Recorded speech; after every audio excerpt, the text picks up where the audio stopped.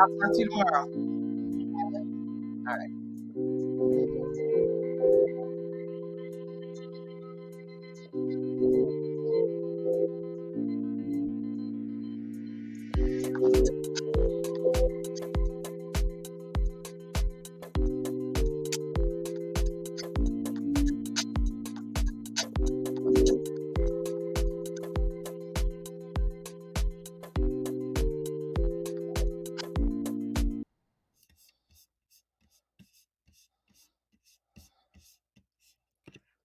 What's up? What's up? What's up?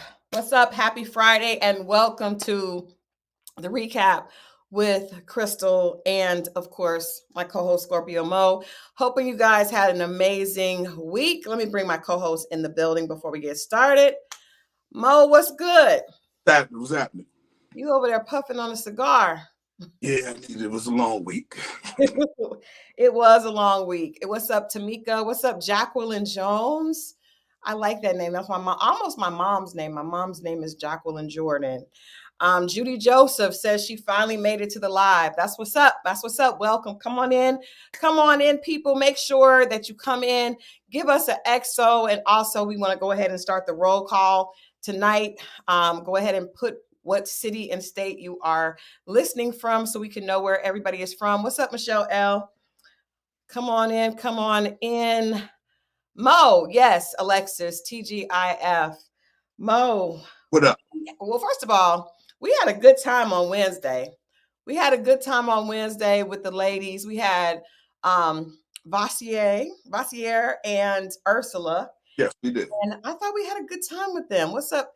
Look, I thought it was informative. I thought to get there. I do have a question though. Okay. You know how they were telling us the mistakes that they made and how they could have did things better, different? Yes. Did they ever tell the men? What do you mean? Did they ever tell the men that? I mean, I don't know. Yeah, I mean, because to tell us is one thing, but the accountability part is to tell the person.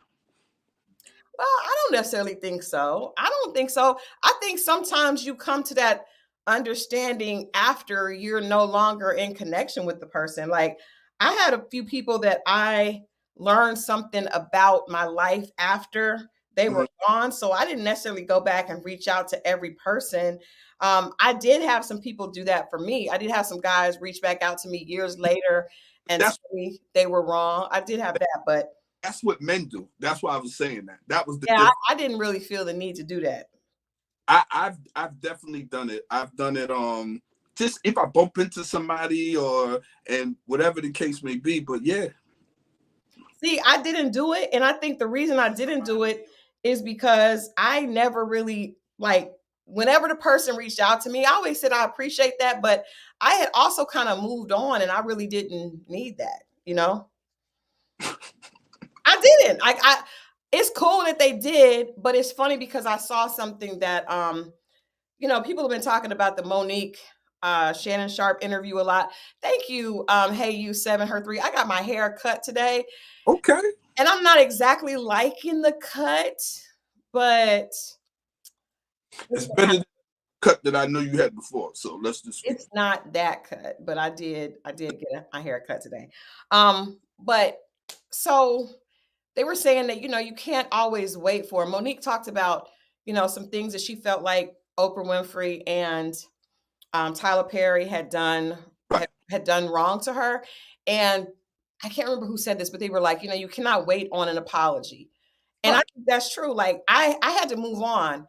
And I do know that I'm not gonna lie, there are a lot of guys in my past that did come back and apologize, but thank you, Princess. But for the most part, I had to find my own closure myself. If you're if in passing, like during your day or throughout the, whenever you bump into somebody years later, and you guys talk, just be like, hey, it'd be like, you know what, I just wanted to say that, I realized something that you said years ago and it just kind of resonated with me years later. And I've always said if I was gonna bump into you, I'd just tell you. Nothing like that. I've done it. That's the reason why I'm mad. I've had people text me and I don't even have their number in my phone anymore. So I don't know who it is. I'm trying to figure out who it is. I love that, Judy. Judy said, I apologize to my ex-husband this week for my part. I love that. I I, love that. there you go. I like I love that. And you know what? I did that. I did that with my ex-husband, but with my ex-husband, he did not. But I was okay with it because I was apologizing for my part. there you But go. that was just for me. I did that because um, we were together for 13 years and we had 2 children. So that was a much more, that was the biggest relationship of my life besides Now, my new relationship. So I did do that. Judy, I am curious to know as well. Did he receive it? Like Alexis asked, did he receive it?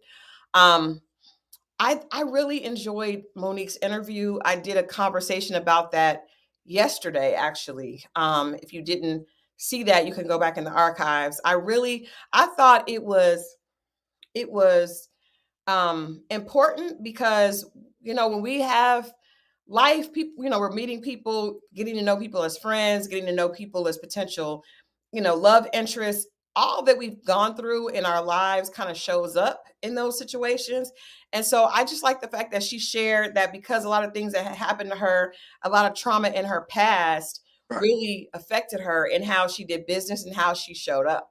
And so I appreciated her being honest about that. I think that, her experience is her experience. And I think that that was really, I think it really kind of helped me understand her um, a lot. So I like that conversation that she had with Shannon. It was long. It was. I like Monique though. Always like Monique. See, I wasn't really a Monique fan, but I'm a fan of hers after hearing that because Big I'm. Mo. Say it again. Big Mo. I like Monique. Always like Monique. No, I mean, she was funny on certain things, but you could tell that there was a lot of pain behind it. But I think a lot of comedians, there's a lot of pain Oh, absolutely. I mean, people, period. That's good to hear, Judy, that he did receive it. I would love to hear more about that. That was interesting. I think we should maybe do a show about that Yeah, because I love the fact that we had a show with the men causing, asking the men to be accountable and then women coming up and being accountable. That was dope. I just never wanted anyone to think like questioning in their mind were they still wrong or possibility or was I wrong? And then I found out they weren't Yeah. for myself. And then when I seen them, I don't know if I think that I owed it to them, but I just think it was just good to put that energy out. If I knew something, it's like somebody being accused of something, and then in the air is still that accusation, and Mhm. then vindicate them and just be like, nah, it really was me. Yeah. And in the space, I just wanted to tell you, you don't mean anything. You're not trying to rekindle anything. You're just trying to put it out there. That's all. But I think sometimes there's so many different ways people can take that. Sometimes people can think It that don't matter. right. You I'm just right for me. I'm just saying for know, me. okay. Miss Keiser So says that she has a question about body shaming. Please ask the question. I would love to see what that question is and see if we can address that. So if you put it in the chat, we will try to address that. You guys keep putting your roll call, okay. Her question is, and I want to ask you this, Mo. Yes.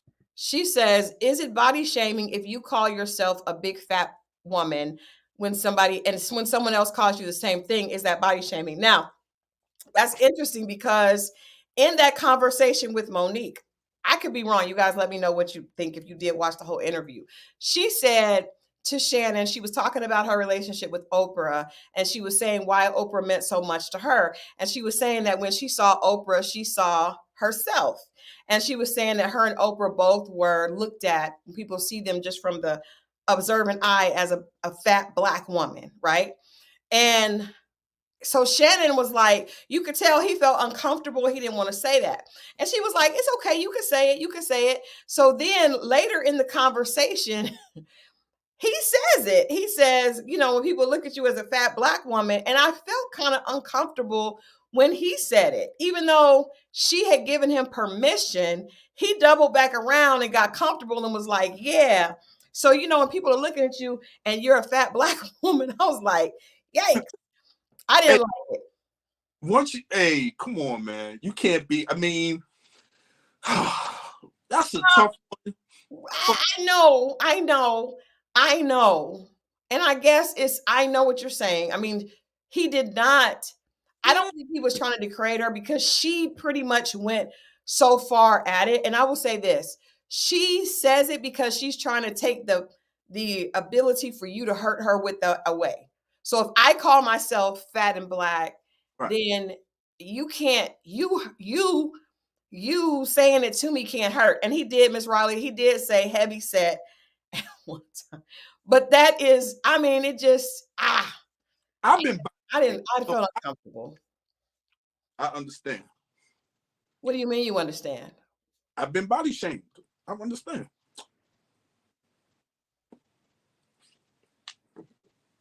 Why are you pausing? What? How have you been body shamed? Because when I was younger, especially when I was younger, not so much now, but yeah, because I was real skinny. That's body shaming. See, people of a certain size don't look at thin people as being body shamed. But trust me, it goes the other way too. It goes the other way too. So were your feelings hurt by being called skinny? It was like real skinny when I was younger. Um,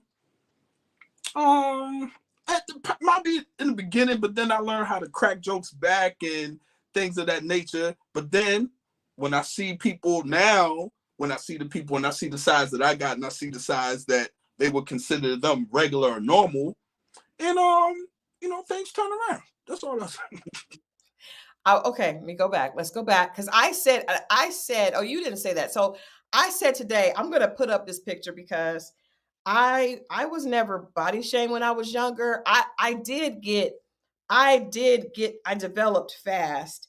And I remember when I was in middle school, somebody saying that guys started treating me different because I started getting what they call thick, and I did not like that. Um, it was embarrassing to me, but I used to get called, did y'all remember those things called manchichis? I do. Yeah, well, I got called Monchichi. And they would do the song like Monchichi, Monchichi, and I hated that. I wasn't voluptuous.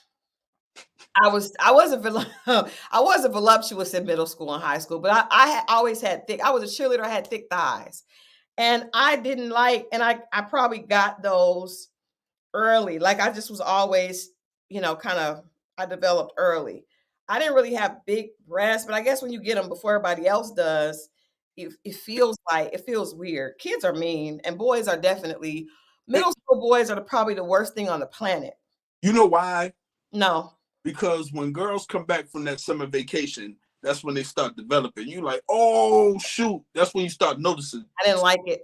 changes. I'm gonna show you how much, but this used to hurt my feelings so much, and I now when I look at it, I'm like, okay, I don't know why I was so moved to. I was really my feelings would really be hurt. Um, but I was being called bony. but I'm saying, did that hurt your feelings though? Yeah, yeah. I mean, because it just made me feel like I was different. There was this commercial about this dog bone called Bone are better than bones, and one bone was spelled with a Z. It was a snack for dogs. So Mhm. they would say that to me, bones are better than bones. Oh, kids are horrible. They Kids are they horrible. have no filter. They don't, and there was this guy named Brian Armstrong. And Brian would just sit and we called him blow pop because he had like a blow pop head, a skinny body and a big head. Later, his body caught up with his head. I'll go. But in high school, in middle school and high school, it was out of proportion. So this is the Monchichi. And I had big cheeks and a big hair. My hair was real thick. I couldn't get a perm. So anyway, I hated the Monchichi. Um, do you mind if I left? Are you still sensitive about it? I'm not.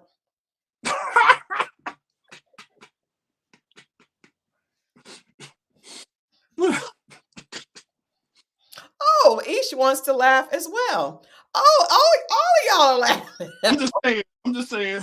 Okay. Saying. It was a long time ago. It was a long time ago. Anyway, moving on.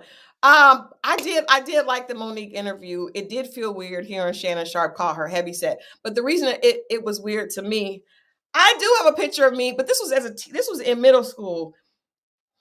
Y'all want to put me next to the Monchichi and see if it was true? I was going to say that, but I'm glad they said it. I was about to say that. You should have did the side by side.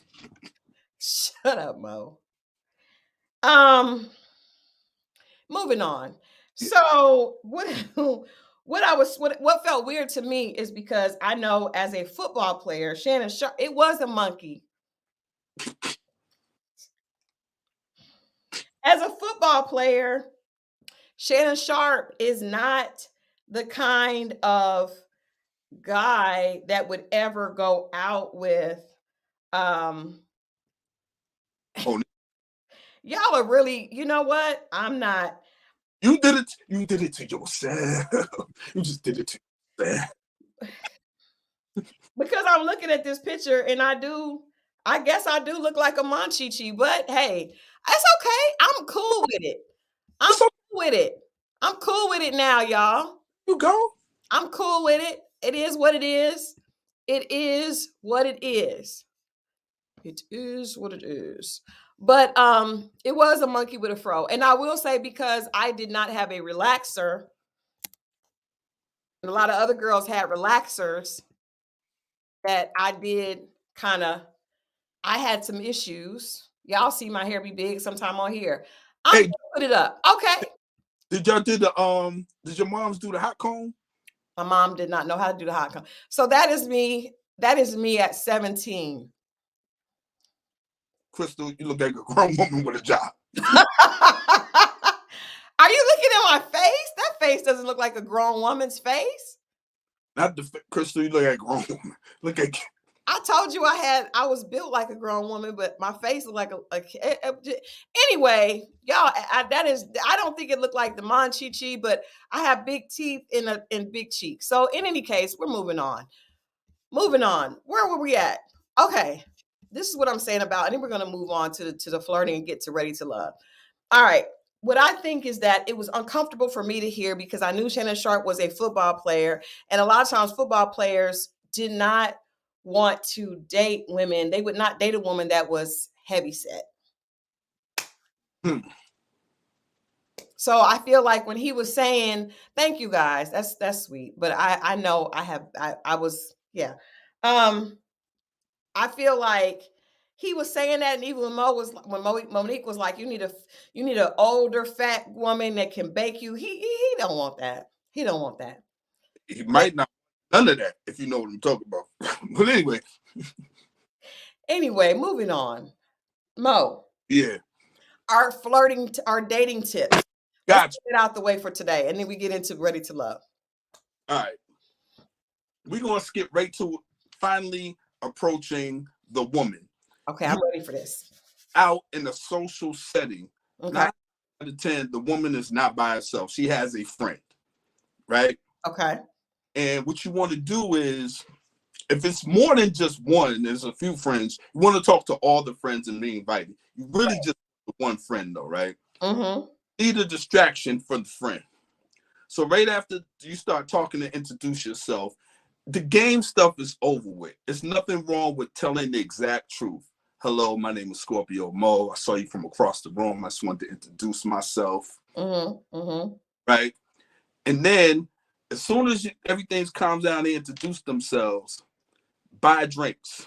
You want you want the other woman distracted with a drink. Keep her occupied. Wait a minute. You buy drinks for everybody? Well, if it's two, I buy the drinks for the two women. If there's a bunch of them, what if it's 4? I might just buy a round. A round, okay. A round. All y'all get one, or y'all get one glass and y'all sip it and pass it. Anyway, however y'all want to do it. Mm-hmm. But here's what I would tell guys. Eye contact, and this is almost borderline seduction. What you want to do is talk in an even tone. Oh, wow. See how my voice goes up and down when I'm talking? When you talking to an even tone and you look that woman into her eyes and you smelling good and you dress right, this begins to seduce. I don't want to get too much into seduction because then it starts to feel like game and all like that. But But we just gonna scratch the surface on that. That's what you do, fellas. Why do So you need an even tone? What is that about? I just think when your voice goes up, it could sound, you don't know how you sound, but if you keep it even and sexy, and you want her to come in towards you. And then also, key tip is the forearm. What? The forearm. Once she gets comfortable and she starts to lean in your space, Mm-hmm. not a lot. Tap the forearm gently. What type of? No, I'm dead serious. I want to see this in action. I want to see you do this in action. Oh, this works. This is a part. I believe you. I just want to observe it from afar. I'm telling you, what you do is while you're talking, right? First, she gotta be comfortable when she's in your space. You know, when women are comfortable, kind of laughing on you and talking. But I'm telling you, when you're talking, this works at business meetings. It doesn't have to be male. When you're trying to get someone to get on your side while you're talking to them gently, you'd be like, you know what? Now I know when I touch the shoulder, when you you're going somewhere else. Forearm, lightly. I'm telling you, for my tip is I like to touch the shoulder. This is not you touching them. This is the man touching the woman ever so gently and right, and it's just a tap while you're talking to them. So you do this when you're out. I'm gonna show you one day. I want to see it. I want to see it. I want to see this. Okay. But it's an even tone voice. Even tone voice, seductive tone. It's the even tone. Your voice, the octaves don't go up or down. Okay. Just feel even. You keep a little smile like a yeah. Keep the little smile. You know. I like it. Also, I'm gonna give away a gem too. Here we go. While you're doing that, right? This is what you start to feel the energy. Here's what you do. She might not have nothing in her hair, right? Okay. But you act like she does. And you go like this and kind of act like you're getting something out of her hair. And watch how she responds to that. Hey, man, you can laugh. I'm just trying to work. Oh, wow. Okay. You gotta be looking her dead in the eye when she do it. And you can't be saying no goofy shit. But at the same time, don't take yourself so serious. Okay, Delvin says an even tone is relaxing and soothing. Thank you.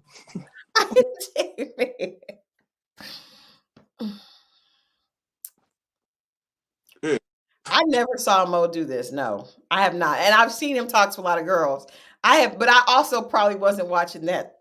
And if she asks you to buy a friend drinks, don't do it. Matter of fact, take her drink back. How do you do that? Now you seen me do that. I haven't seen you take no drink back. No, we were in Midtown. She didn't get the drink yet. We were in Midtown something. What's the boy from for the making of the band? They were in town. We were in Midtown near the Opry. I don't remember. We were in Midtown, and me, you, and John. And I was talking to this young lady, and I was like, I offered her a drink. Say, well, what you drink? You know. And she so we go towards the bar. While the bartender's making the drink, she was like, can my girlfriend get one too? Then I canceled the drink and walked away. I was like, nah. Don't ever do that, fellas. That's lame. No, you don't cancel the drink. To buy your friend a drink. I mean, I know the conversations when women head to the club and go out with no money and get I'm not, listen. If they have another dude buy a drink. Now, if I offer, that's something different, but never ask. Never ask. And another thing too, and I just want to say this real quick. Never ask a woman, can I take it? Don't do none of that. Never ask her what? Don't never ask her nothing. I mean, about what you're trying to do. Never, can I take you out? Can I get your phone? Don't ask none of that. Do it. What do you mean? Oh, don't ask, can you do it? Yeah, don't. I'm with you on that. But they always do, though. They always be like, no, that's a bad move. You don't want to ever put her in a position to say no. She has to decide. You be like, yo, we should hang out. You suggest her. We should hang out. We should talk. Let's exchange numbers. Never, can I get your number? Don't do that. That's a bad move. I do like a man that seems sure of himself and so that says let's exchange numbers as opposed to can I get that. I like that. I Yeah. like that. All right, that's enough. What you got? Well, and I will say this. I hate to I admit, but I do like when the guys touch the hair. I don't know why. I'm telling you, bro. Romantic. Damn it, man. I hate that they be knowing everything that we like, y'all. They be knowing it. That's why it just pisses me. Like I remember this one guy, he knew the hair, and then like when he would see me, he would pick me up and twirl me around. I'd be like, oh, I can't stop thinking about it. And then the forehead kiss, they know all this stuff, y'all. They know it. They know it. It's all bad. All right. My tip for the ladies. I don't even feel like my tip's gonna be all super. Yours is like a player. I don't believe in play. I blushed when the guy picked me up and twirled me around. Damn it, man. So my trick is just, it's not even a trick. It's not a trick. See, that's, you got me thinking about, no, it's not a trick. Gun Boss went out for the night. One of his army buddies is celebrating his birthday. So they are out. Yeah, picking up and twirling around the forehead kiss. It's a wrap. So my thing, ladies, is this. So we talked about smiling, and I will say this. I learned this in probably 8th grade, going into 9th grade, right before high school. And it works with 9th graders and with 50-year-olds and everything in between. 9th grade. It did. I was really into the like learning how to get a guy. I wanted see my name. The name of my company was Enchanted PR because I always would say when I was younger, I don't want a guy to just like me. I want him to be enchanted with me.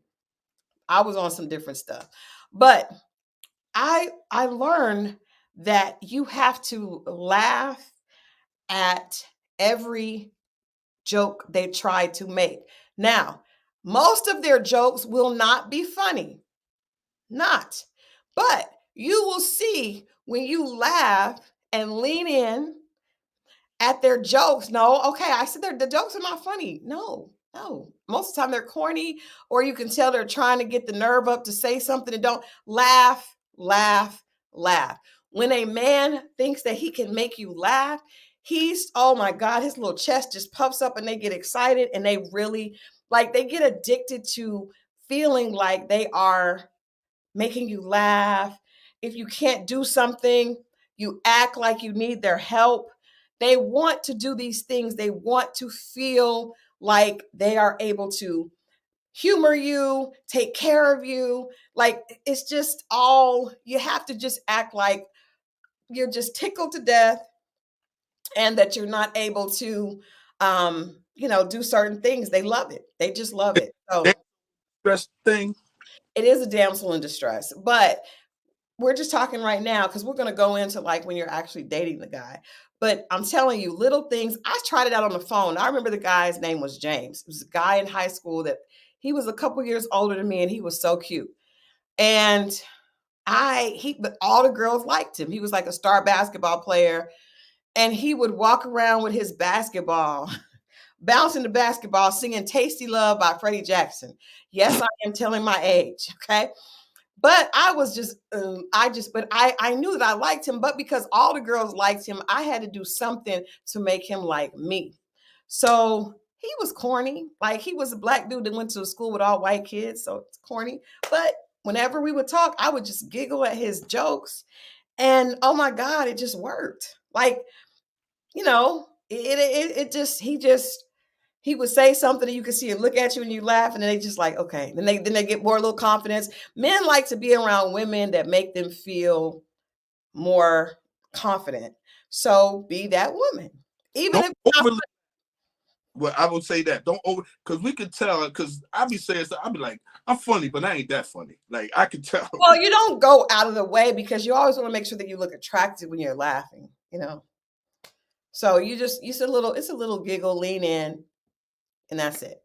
Make them want more because they like to feel like they're doing that. So anyway, yes, it is a stroke of the ego, very much so. There's nothing wrong with that. But sometimes guys that are really, really attractive are not funny. So I remember when I first met my husband, this is a little quick story, and then we're going to move into the show. It's just funny. So I did that with him all the time, right? So when we were going through our getting ready to break up, he, met another woman, and he was like, she laughs at my jokes. And I was like, well, first of all, they weren't funny, but I used to laugh at them before too, but they were never funny. They were never funny.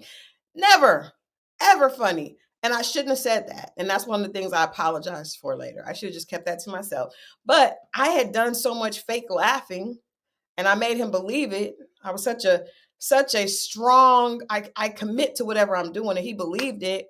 So then when this new chick's laughing at these jokes 10 years later, I'm like, I done heard all these jokes. We're 13 years in. They weren't funny back then. I was just running my game. But I digress. Hello? Hey, I do. And you can laugh to entertain yourself, which is even better because then you're laughing at you're enjoying yourself and you're scoring points. So it's great. It's awesome. But yes, we will continue these lessons. This is fun. This is good. All right. let's get Let's, to it. what? Let's get to it. All right, let's get to it. Let's get to it. Let's get to tonight. First of all, I want to say I'm irritated with the fact that Ready to Love, Man, that they, was the lamest cliffhanger ever. they got us. They do Damn, it every season, though. They do this every season. damn it, man. It Every was season. early, too early in the game. They should have waited. But okay. First of all, I was tweeting tonight. Let me know if you guys were on Twitter with me earlier. This is the things I don't like about this season. Why are we going to a pajama jam with no connections really? Besides one that we're getting ready to talk about in a minute. Like these people don't even know each, like, why are we already at a pajama jam? That's weird. They're trying to create. I'm not mad at that. Well, and guess what? I'm sure you're not. And look what happened. Somebody ended up going too far. That's to be expected. Because it's a pajama jam with people that don't really know each other and people that are overly sexed.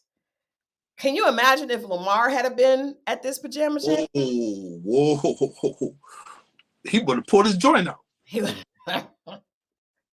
Oh boy, that Jonathan that had that went too far was the person I least expected to do that. But that's because he can't handle his liquor. I think a lot of dudes were showing off for they were proving a lot of points to a lot of dudes, man. I saw a lot of that tonight. I ain't gonna hold you. I think so too. All right, let's get back into it because we got to start with the first thing. The first thing I tweeted, Laron, and he had warned me that he had some bad points throughout the season, but it was just tonight was horrible. First of all, he showed up at the yoga on the board in the water with socks and flip-flops. Did you see that? Yeah, I saw that. He saw that. He had his watch on first too, and then they edited it and he had it off. I noticed that too. I'm a watch guy, so I pay attention to watches. I saw it. A good watch. If it was real, yeah, it was a Submariner Rolex. Oh. But he had it on in the water, and then when they got deeper in, I noticed when he fell, when he came up, he didn't have it on. And then when they cut to the interview, he had it back on. So I was just paying attention. That's production. And one of my good friends that does production, he always gets irritated at shows like this because they don't have continuity. So that's a perfect example. I wasn't paying that much attention, but I did notice the fact that he had on socks and flip-flops. Right. Got you. Obviously he and Vanessa had no chemistry. Yeah. Yeah. And she's into yoga, so you could tell she was very balanced, and that date just was. But she almost fell too. Yeah, she did, but she was a lot more calm. He was just like. He probably never done it at all. Do you think she had done it before? Or you think she was just? No, she said she's done it, but it was just never on water. I don't think he's done it at all. Like off water, on water. I got what you're saying. Right. That was obviously one that production set up because I don't think he really was into her. No. So, Yeah, but that date was lame. Um, and then we got to the pajama jam, Yeah. and Laron and Koshia. What the hell was that? It was a lot going on in that, man. And I would Got it. say he felt the way before then. Yeah, You know, was that a mixer they had? He was worried about the other guys interacting with her. He was yeah. and then when it came to the actual, he just couldn't. He let it all out. But at the same time, I didn't think it was as bad as she made it. But I could be wrong. Ladies, let me know. I just thought she put a little extra on it. It wasn't that serious. I was she's crying. That's what I'm saying. Look like she was a little bit emotionally. I texted you. I told you. I was like, What's up, C. Rochelle? Girl, go on and stay in for longer than a quick second. We got stuff to talk about tonight. And you know what? Before we get too far, because some of you guys may not stay up so late, we're having this event in Atlanta. There you go. On the 21st, and I want to make sure I'm gonna put the link in the chat because I want to make sure that you guys you come to go ahead and register so we can make sure that you are coming to the event on February 21st. Putting the link in the chat now. But yeah, let's talk about that. I'm sure production cut out a lot from that scene, but I felt like something is going on with Koshia and Laron. Because if you noticed, they were like, we've been talking every day. He was like, we've been talking every day. And she said, yes, but if that was the case, then we would just have to take ourselves out of the process. Like, I feel like people are trying to make alliances, and I feel like something has already happened with them. I could be wrong, but I'm just like, why does he look so pressed? Why is she crying to the point where Chaz got to go outside and counsel him? Like, oh, man, we'll talk about that. But yeah, I feel like something they have probably told each other, because he's saying that to her, but he's still flirting with other women, right? She don't really. A lot of the other guys ain't really feeling her because of her energy, even though they're probably attracted to her. But he seems open. Right, I got you. I mean, because for him, that's the best look for him, to me. For him, that's the best look. But I just think he got caught up in between the other woman. Like, he was foul. Like, he shouldn't have went over there, and he was hugging on the other chick when she came in. When she walked in the room, I saw how loose, and to me, she was being a little messy. I got a bone to pick with you. And she seen him talk. Come on, man.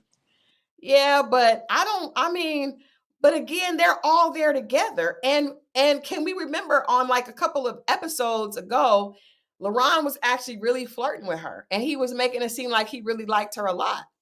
Which one? You talking about Maya, the one that said, I mean, it was still early. It was still early. I do think she did that on purpose, but it still wasn't enough for him to get up. And it's okay, because when he went over there and he was like, don't say that. Like I said Wednesday, he kind of nuzzled her neck. Yeah, see? That was the part I was like, and that's why I feel like Koshia started crying. Yeah, but she went overboard though. But why? And let's say like this.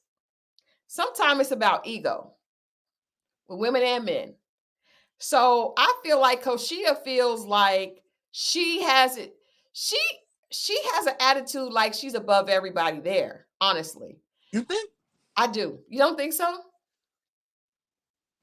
I didn't get that. I got to see. I didn't get that. Why do you think she was moved to tears?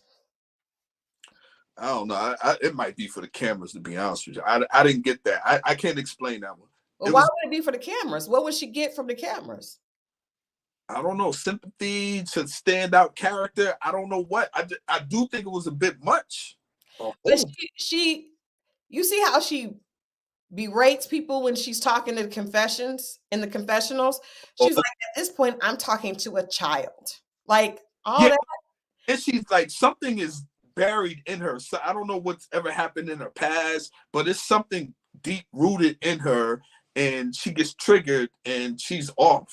She goes off. Well, but I'm saying she goes off on everybody. You see how she talked about Will and him being a clown and having a fake necklace on. She went off on Alexis. Like she I feel like she is a person that will check everybody there and it's very condescending. I agree with that, Danny. It's condescending. Okay. So that's why I feel like she probably feels like LaRon should see her and he should not ever have got up from her to go over there with Maya. Got you. Which I don't feel like he should. I feel like he does not like the fact that people are calling him a party boy, even though he's admitting that he's a party guy. That's how he introduced himself. That is how he introduced himself. It is how he introduced himself. All in production says, I like Koshia. She's my kind of woman. I think Koshia is very beautiful and she is also very intelligent, but I also think she's just too serious for this. Like, why be on this type of show? Yeah. Yeah. I think She got right. She wants to check everybody, but doesn't want to be checked. That's it. I can see that. I just think that, and I think that he is attracted to Maya. I also think that LaRon is trying to play the game. He thinks he's smarter than everybody as well, because for him to say she's smiling up in these guys' faces, I was like, he looks big mad. Yeah, well, we talked about that on Wednesday when I was like, read the room. Mm-hmm.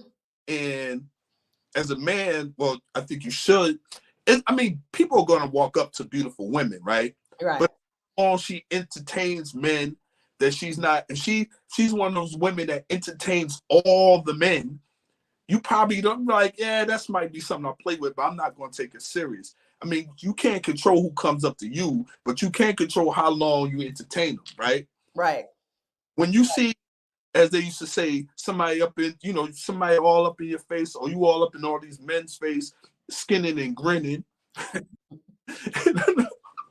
It's like, oh, this is a ego thing for you, or a validation thing, and you get off on this. I don't know. For men, and it could be called jealousy or you're insecure. Nah, it's just not a good look. But it's a dating show, and let's be honest. Everybody on this show has seen this show before. So you know that a part of the show is you got to talk to other people. Right. So I just think that it's whack for him to have been that bothered by that. That was weird. Even if he felt that, he shouldn't have said it. He should not have said it. And then the fact that he was dead serious. He got up and went outside and was out there pouting.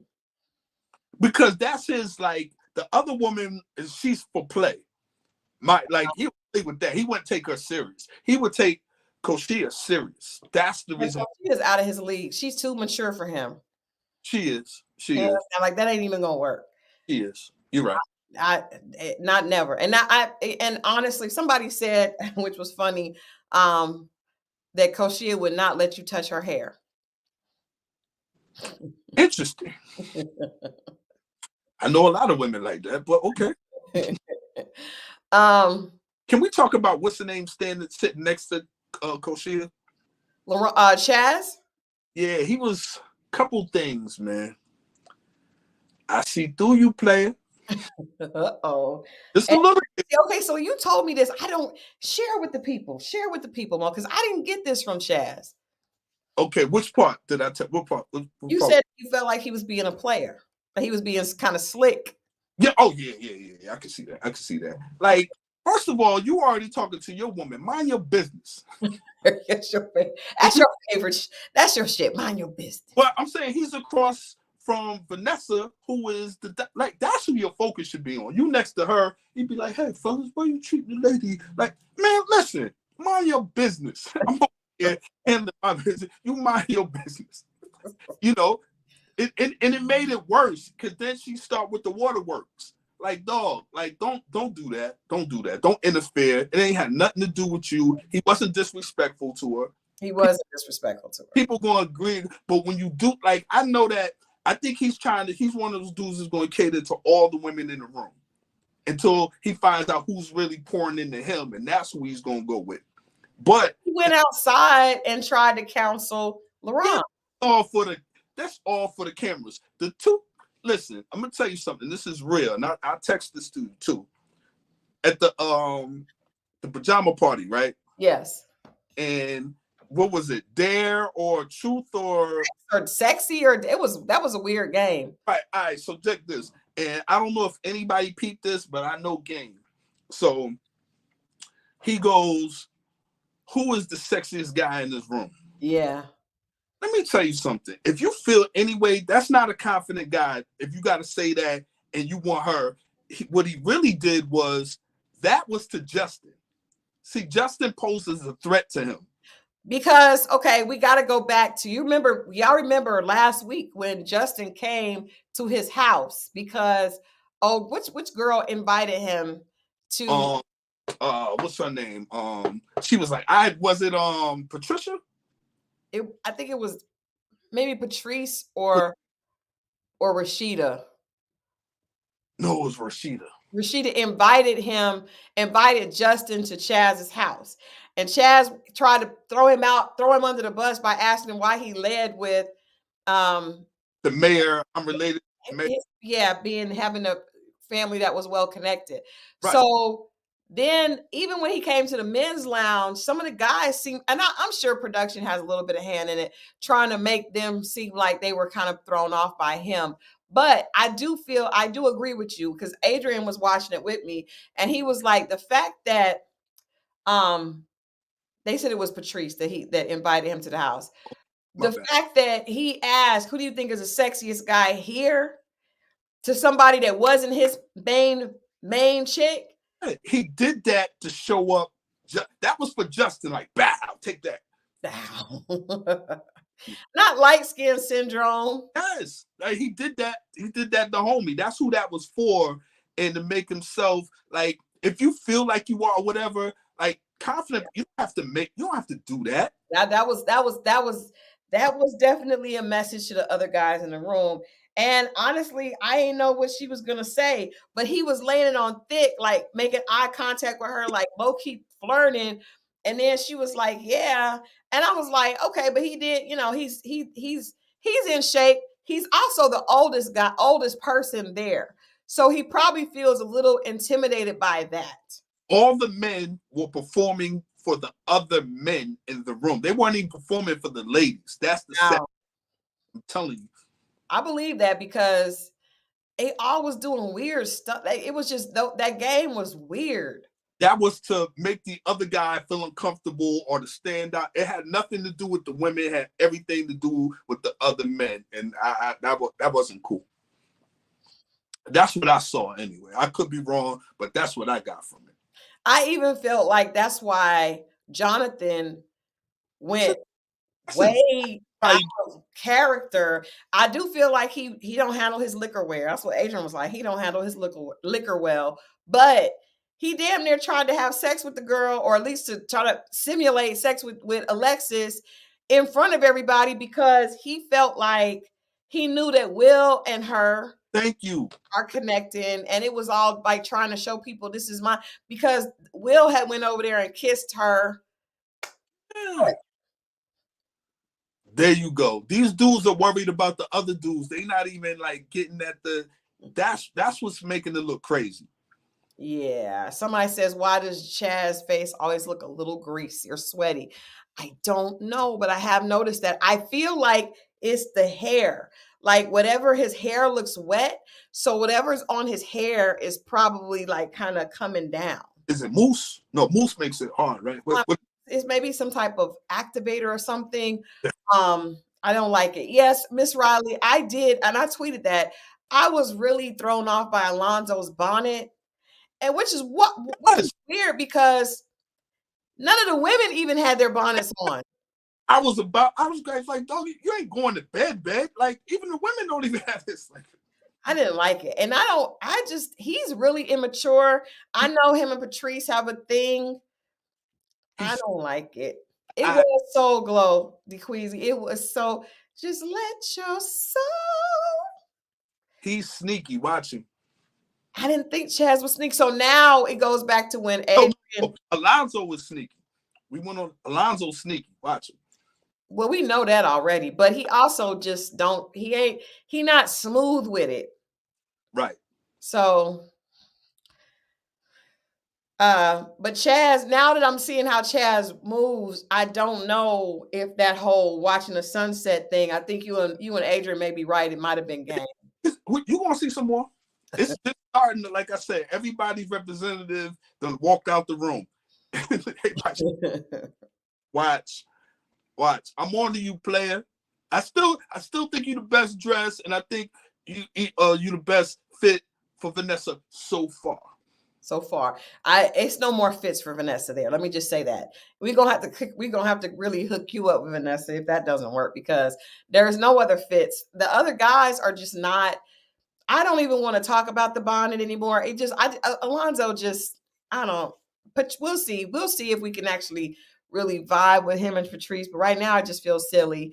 Will trying to figure out who said the fact that he didn't have furniture in his house was lame. Yo, he did the process of elimination. That shit was funny. He was dead ass. He was dead ass serious trying to figure out who said it. He reminds me of somebody. You know who he reminds me of? I just said he's a thinner version. He reminds me of Travis. Like, his eyes get real big when he say stuff. Travis. But Travis is a nice guy though. No, Travis is my man. Yeah, But it's something about him reminds me of Travis. I don't understand why you don't remember Calvin the photographer. That's who Calvin the photographer is, who Laron looks like to me. And Calvin is a good friend of mine. So that's why I'll be tapping to realize that this is not Calvin. That's not all right. Yeah, I didn't like Will trying to get he wants revenge on whoever said that he's like, and he's so pressed about it. That makes me feel like, because it might be some truth to it. It might be some truth to it, because he acts like he has all this stuff going on, but you're that angry and trying to go around and figure it out. I can see that somebody said he looks like Country Wayne. I can see that a little bit. He looks like Jamal a little bit. Jamal, my Jamal? Yeah. I don't think so. A little bit. Not Will equals sassy. I did not like him. So we see that he figured out through process of elimination who said that, but she stood on business. She was like, but you did say that.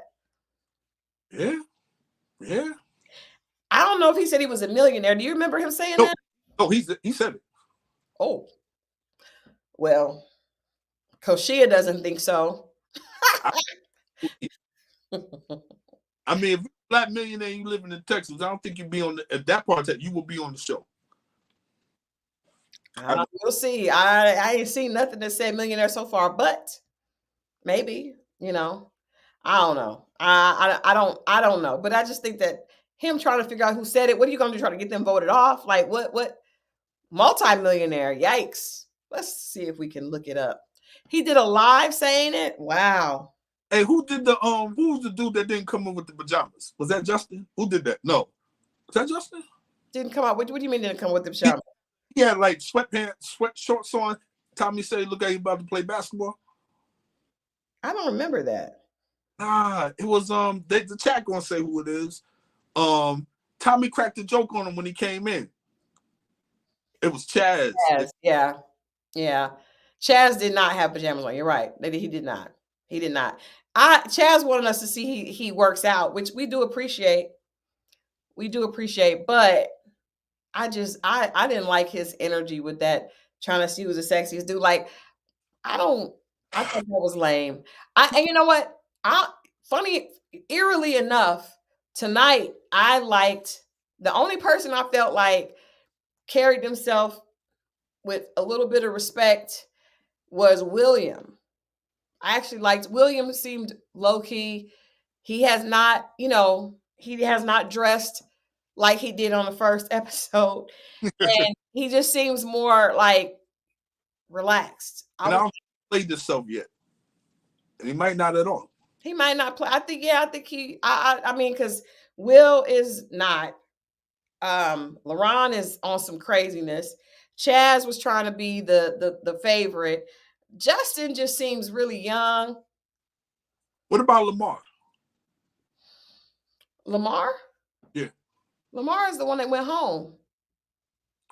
Lamar? No. Not Lamar. What is the other guy? That was built. Dominique. Dominique. Right. Okay. Yeah. Dominique so far is good too. I was actually surprised that nobody said when they asked who was the sexiest guy. I thought she might have said Dominique. Interesting. Because a lot of the girls did mention his name before, but pressure on her. He stood right in front of her on his knees, had his hands out. Who do you think that he did? And he tried to I'm telling you, he was making those eyes at her. But I feel like for me, I would probably have felt like Dominique was sexier than him just because he wasn't trying so hard. Right. The date that he had with them doing the massages was cool. Everybody seems to like Alexis though. Why do you think that is? I was trying to figure that out myself. I don't know. I'm literally trying to. Maybe she's just super cool, man. Well, she's a basketball playing girl, so that's probably that'd be it. I mean, what y'all gonna play basketball together? And then what? I don't know, but he said that she was cool. She cool? Well, nah, she a little messy. No, let me not say that. She's a little messy because she went back and told, everybody, which she was really like standing on business with Will, which was crazy to me. Yeah. I don't know what it's so many other ways. There's no disrespect to her. They all seem to be feeling. I didn't get it. They all seem to be feeling her. I feel like I agree with True Love Forever. She knows how to make them feel comfortable. And I do think they think she's pretty. She's just easygoing. Is that it? Yeah. Yeah. I think she's calm. She's calm. I do think that. She brings peace. She relates to men. I think that she knows how to just be easygoing. I don't want one of the fellas. I want one of the ladies. I want you to be like one of the dudes. Mika. Let's talk about Mika. For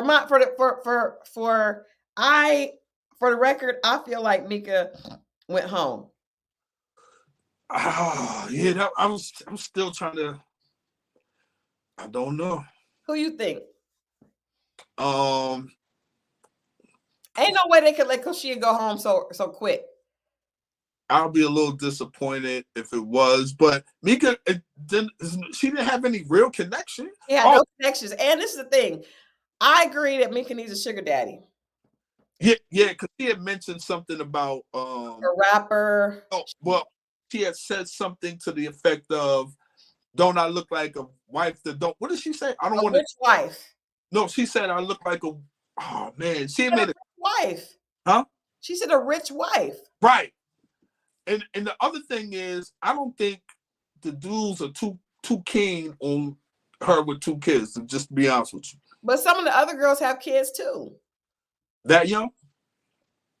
I don't know. I don't know if it's so much the guys. I think it's the fact that she's very, very honest about the fact that she doesn't want to have any children. And I feel like we keep having this conversation already to love. That is one of the, I guess that's one of the biggest things about, dating in your 30s. some people have kids early, some people have kids late. Right. Even some of the men that have children, like for instance, William has 3 boys. He still wants another child. Women usually don't want a lot of children. So if they have 2, they usually be good. So, but a man will be like, well, I have 2 over here, 3 over here. Well, Like, well, for a man, a lot of times it's like you want to. No, I assume women. I mean, women don't even. This is not even a thought. But as a man, or a young man, before you even have kids, your idea of your kids is waking up, living with your kids every day. So when you don't have that, you kind of feel cheated out of that. So you want to be able to, and I'm one of them. I mean, I'm not having any more kids, but I didn't get this. you want to have some kids now? No, I just no. What? You just said it like you wanted to. No, I said. But to the point, there are men that come on Ready to Love in their late 40s talking about they want to have children. For real. I mean, if you men grow up just like women want to have kids one day, and part of that is living with them every day, helping with homework and doing all this. So when you have that, and your kids are across town, you kind of feel cheated, like you didn't get that experience. And I think that's what it is. Well, it's weird to me that, I mean, her chances of connecting with somebody on this show in this cast are slim to none because all the men want to have children, every single one. And even when she was talking to Will, no, she was talking to Justin, and just first of all, her and Justin not a match. Justin PE teacher, that ain't gonna work. But he was saying, well, if I end up not able to have children, that I'll be fine with that. And she was good. I was like, but that's what he's saying now. That don't mean that's what he's gonna feel like when he gets in his late 30s, early 40s. He may want a child. Like that's not. And that's something we say a lot of times when you halfway like the woman and you want to push her away, so you kind of like meet her halfway. Well, if you don't, you know. That's what it is. I don't buy into that though. Yeah. I don't. I just. I don't think that she was a good fit for the show. She don't really like anybody. Her type is not in that room. Her type is not in that room. She needs to come to Atlanta. Yeah, that type is not in that room. She needs to be in Fort. What is it? What are they in? Fort Worth? What was the dude that Vern had on her show, on her season? Joelle. With Vern. Joelle. Yeah, she wants somebody like she want to do a little bit swagger, a little hot boy. Huh? She want a hot boy, a city boy. Yeah. As Lil Duval says, a city boy. There you go. She wants a city boy. She don't. This is not it. A baller. Yeah, all that. So this is not the show for that. These guys are, for the most part, like real. I mean, I hope they have jobs. I didn't know you had to go to school to be a gym teacher, school, college. I didn't know that. Well, you could go to college and right. I don't know about phys ed, but you could really major in anything and be a phys ed teacher. Yeah, Tara supposed her type is on Love and Hip Hop. Yes. There you. Yeah. Not on this. It's not. But I guess it's cool that she's being honest, but I definitely think that she's going home because there's no connections. But you see how they had homeboy up there. Was it it wasn't Alonzo, it was Will. Going where? To tell the ladies what they need to know. Yeah, that was. I don't like how they're doing that because they always pick the person that has the issues. Now, I will say this: I feel like Mika's going home, but Adrian feels like Koshia is going home, and we made a bet. I hope I don't lose my bet. I hope you don't either, because I want Koshia to stay just a little while longer. I know. But I mean, I don't know. We'll see. But I just don't see Mika don't have no connections. Or at least not yet. There's a lot we're not seeing. And Koshia, it would just be too if she does go home, she coming back on Ready to Love, Make a Move. Cause she kind of like Sharice. Like, now you're taking it too far. You think so? You always take it too far, Christal. I don't think so. I don't think so. Hell no. You don't think that Koshia and Sharice have any type personality traits? I mean, they might have something in them from their past that kind of, but she don't have the rested face. Like no, she don't have the resting face. But I'm saying how she don't like. She just ain't with she's not with any type of game. Maybe I gotta see a couple more episodes. I don't see it as bad as Sharice. I'll just say that. I see something though. I ain't gonna hold you. I see something. I see something that's kind of deep rooted. I agree with Y Valentine because she has Laron fighting for her. Mika has no one. But I do feel like, and Laron did fight for Koshia the first time. He was like, when the guys mentioned her, he was like, well, I would like her to stay. And the guy was like, other guy was like, I know you want her to stay, but I don't have no connection with her. He said, I would like her to stay. Yes. But you see how they be, do you mind if I take her for a minute? Can you say no? Like, man, I'm talking right now. Come back, please. That's why I couldn't be on none of this shit, because I'll be, man, they be like, Mo, can we talk to you for a minute? This is not working. You can't talk to people. Like, hey, man. I'm not. Somebody said Koshia and Ashley from Make a Move. I don't think that. I'll see. Koshia is not. Ashley is. Well, she did pop off. I see that a little bit better than Sharice. I can see that. I can see that a little bit. But Koshia is thorough. Ashley is really just wants to have fun. She's just. And Koshia, they're no more. I just want to put that out there. Just in case she might be watching. Say it again. But then again, she might get offended. So let me take that back. She may check your ass. I still got you, Vanessa, though. You're still number one, just so you know. Yeah, Ashley is not serious as Koshia. So Koshia ain't playing no games. I just think once you hit that switch with Koshia, that's when she goes there. But it's a switch. Every episode, somebody hit the switch. Well, leave her alone, man. Look, I'm gonna be like.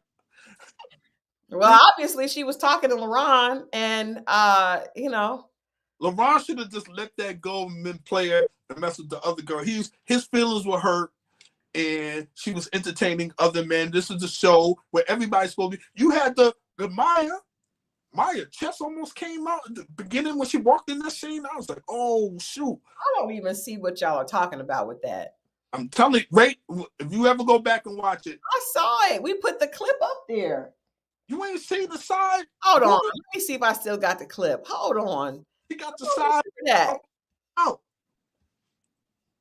I don't think I had a clip up here. She got the side boob on. Like, I can't harbor you for myself no matter how much I want to. If we're going to do that, then we might as well leave the process, right?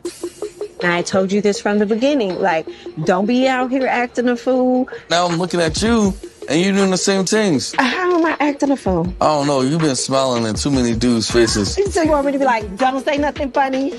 Don't be nice to me? What up, though? Oh, I still got a bone to pick with you. Oh, you call me greedy. Girl, you are, though.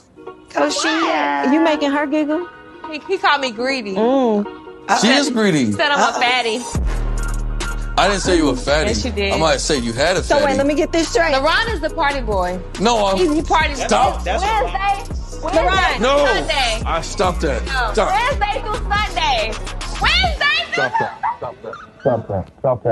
through Sunday. Stop that. This man is not serious. Any man who says he would go to the end of the earth for me wouldn't be distracted by someone calling him a party boy. She would be the least of his worries. But he entertained that. I am arguing with a child. See, that's why I said that she feels like she's better, because she felt like anybody, first of all, and I did see a little areola, so I see what you're saying, because her you were looking hard at me. I didn't even see that. I saw a little well, this is the first time that I actually paid attention, but it was a little areola. I did say that. I did see that. But for her to say that he said that he would go to the ends of the earth. I'm telling y'all, something going on with her and oh boy. Like that's what first of all, y'all have been talking at the most for 2.5 weeks. At the most. It's probably not even that long. Why would he say that? Why would he say that he would go to the ends of the earth? Where is that? Women fall in love with what they hear. But Koshia, I'm gonna say this. She's too smart for that. She should know better than that. Well, he said it. Well, Negroes say a lot. They say a lot. Definitely do. They definitely do. But that woman was being messy. I didn't like that at all. And then he played he felt was. That's lust over there. It was being messy, but I mean that's also it's for this. The show is for games, right? The show is about that, and Koshia was looking so they were in such a serious conversation. She was just throwing salt in there, so and it worked because he got up and came over and then started talking to her in her neck. What I'm saying, he fell for the bait. He shouldn't have did that, man. That's what he messed up at. He could have saved that. A player could have. Let me not say that. A man that really wanted that woman could have saved that. I feel like Laron is cute, but he's really young, and you can tell that. I like Laron. I think he's I like him. Yeah, he's just young. He's young. He don't know how to handle this. He's not ready. He's not ready for this. And Koshia is too. That's not. Sly said booby bait. She did. She had, and then she was doing like this and holding it. It was. I knew it. I knew it. She had areola showing. She knew what she was doing. He is young. He's only 32. That's young for a man. And he don't have any kids. He has no responsibility. He ain't ready for that. He's not ready for Koshia. Koshia is serious. She needs her a man in his 40s. There you go. Over 30 is not young. It is depending on how old you are. Yeah. 32 is young for a man to be talking about settling down and being serious. Well, and being married. I don't know if that's too young. I'm just saying he's not ready.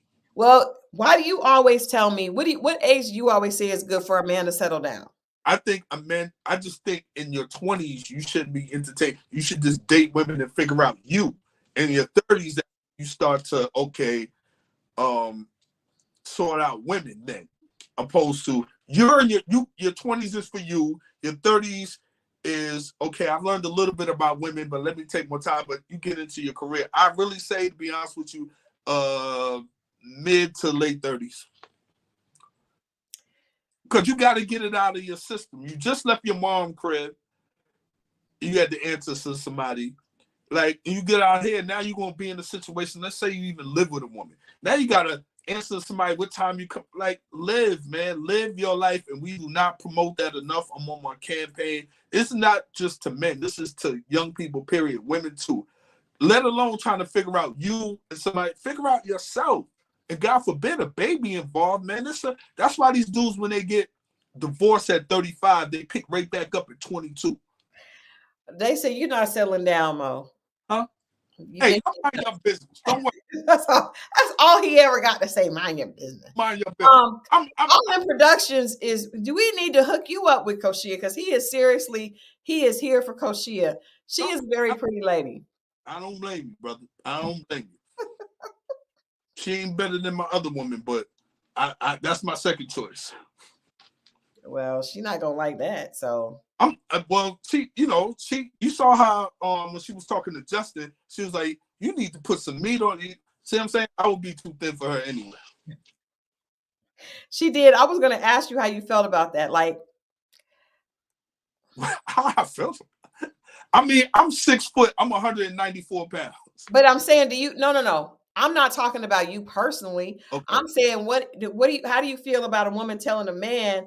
Because I feel like if it was reversed, that a woman would feel offended if a man told her that she needed to either put more weight on or take weight off. I don't feel like a woman would like that.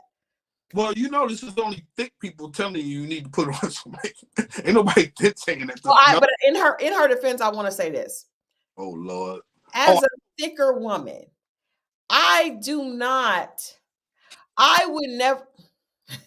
I know what you're gonna say. I don't want to be with a guy in an intimate situation that my curves overlap him.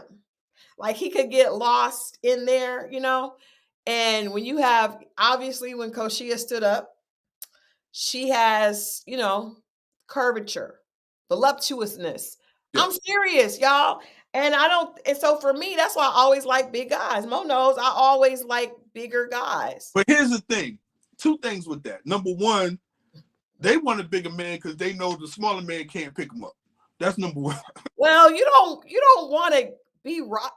Let me not go there, but you don't want him to get lost or wedged in between the curves. You want him to be able to handle the curves. Whose fault would that be? Not I will ride the hell out of a skinny man. I can't. Okay, when in Rome, you got it. But here's the thing. I think a lot of women think that. I've been with some curvy women, and a lot of them, it's just like I'd probably be more concerned with sleeping. You know, when women sleep on you and they put that leg on you, if her leg is kind of big and she put that one leg on you, or women have a habit of sleeping right here. I've heard your complaint about the head. It's supposed to be right here, not right here. My arms are gonna go to sleep before I go to sleep. I can't do that. That's why I don't even play those games. I like a bigger guy. Like I don't want to be with a man that is under 200 pounds. That's just me. Can two big people work? I don't know, Mo. What the balloons? What is you doing to my? I didn't do that. I don't know where they came from. I didn't do that. I didn't do that. You did that. Somebody is messing with us because that is not me. My hands are here. I didn't do it. I did not do it either. I was just like, why is Mo got balloons coming up? Did somebody, I don't know who could do that. We don't have any admins yet. We haven't started with admins. We need to do that. We need to get an admin for our chat. Because we got a good chat tonight. Y'all, come on, make sure y'all get them likes up. We're at 377 people in the chat on a Friday night. Yeah, that is funny. You are funny. Thin, 5'5", 135. My husband is 6'2" and fat. That is hilarious. Whatever people, man, whatever works. Yeah, I'm saying for me, I like 200 and up. I like to feel, because you know what? Somebody said that earlier today. Or on the show. One of the girls that they felt, I think Maya said with Will, she felt like she was just tiny and little, you know, because he's a bigger person. So I feel like my husband is 6'2", 6'3", and a bigger person. And I like it because I'm 5'2", and I just feel like he's just a big guy. So in other words, you want the man to be bigger to make yourself feel better. I want to feel like he can pick me up. I don't want to feel like he's going to be struggling and I got to put on socks with traction under the bottom. I don't want his legs to be shaking because he's about to fall. That would definitely be me. Hey, man, there's nothing wrong with traction on your socks and shoes. There's nothing wrong with that. I heard a guy say that he had to put his shoes on when picking a girl up so that he would have traction.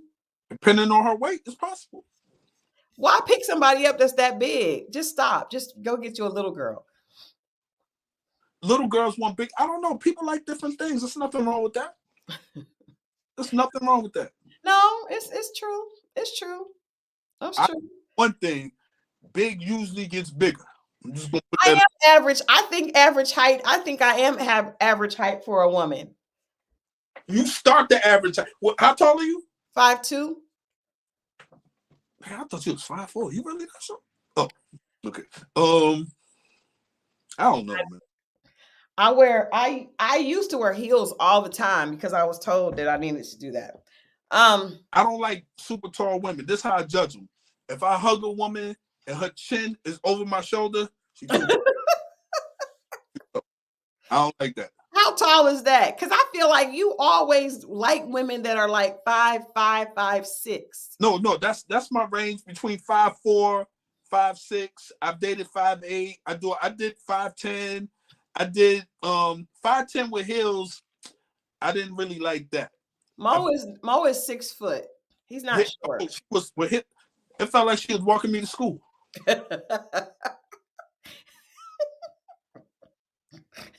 And then I know some 6'4", 6'6" dude is going to take my chick if I do. You're not considered average. I feel as though I am. I feel as though I am. Interesting. So, all right, who did you give? So tonight I'm gonna give Koshia my best dressed for tonight. I liked how she was dressed. I thought she was dressed very sexy, but not over the top. No areola was showing at the pajama jam. And I'm gonna give Dominique my best dress for the men. I like Dominique. I would say this about Justin though. When they do the confessional thing, yeah, he's dressed like the substitute teacher. I ain't feeling it. He is. He's a PE teacher. And let me just say, that's interesting because when I was in school, the PE teachers were like former football players. Like they were usually kind of stocky. I don't know. Justin doesn't look like he's really athletic. That's kind of strange to me. I mean, he's nice and toned. I just think the clothes look like he slept in them. Not when he's on the thing. You know how they talk to the camera? Yeah. Yeah, that I was like, what does he have on? I was trying to figure that out. I mean, he just I don't know. He just doesn't seem. I would have pegged him to be like a science teacher or something. Did y'all see Justin has body? Where? I think when he first came on, I think he's fit. Okay, let me pull him up. He's a slim fit. Let me pull him up. Hey, I tell you about the time my substitute teacher one time. I was a substitute teacher. No. With fake credentials, it's past the statute of limitation now. Yeah, I had fake credentials. Yup. Southwest Atlanta. Y'all, I'm looking up Justin to see if he looks like he has a body. Because I didn't see that. And I usually see. I love a man with muscles. I just think he's thin. Not everybody got to be like the Hulk, Christal, for you to like.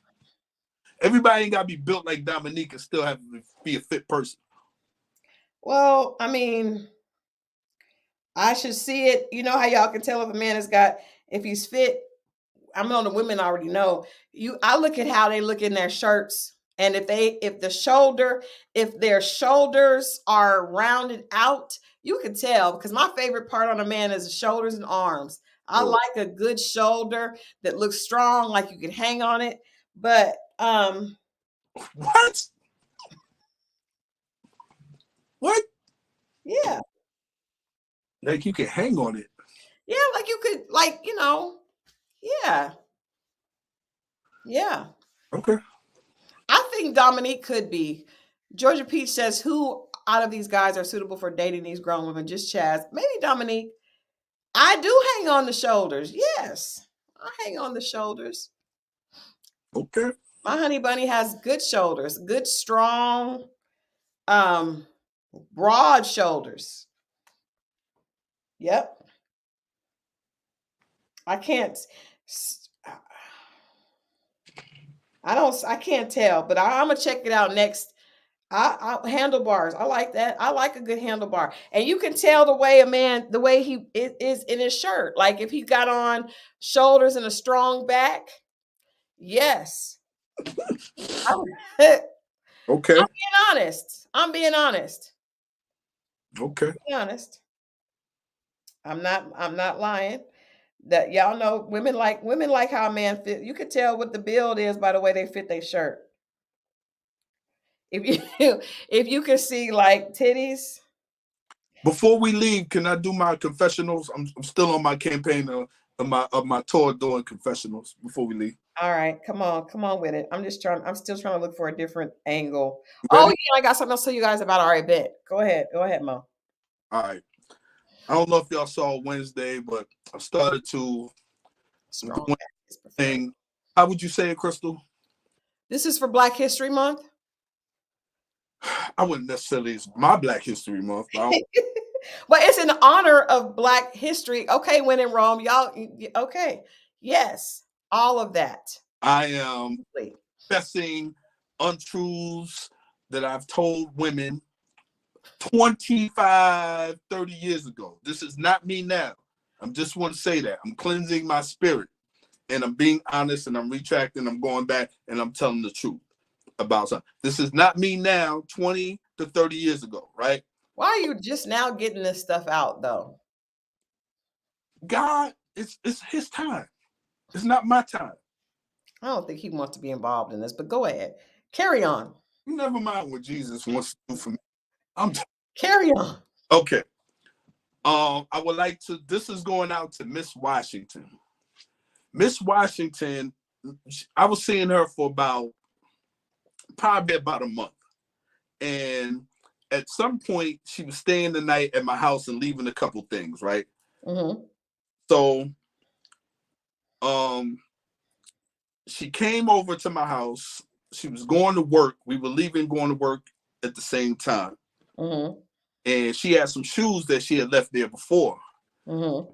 Goes to put on her shoes, and there's a business card stuffed in her shoe.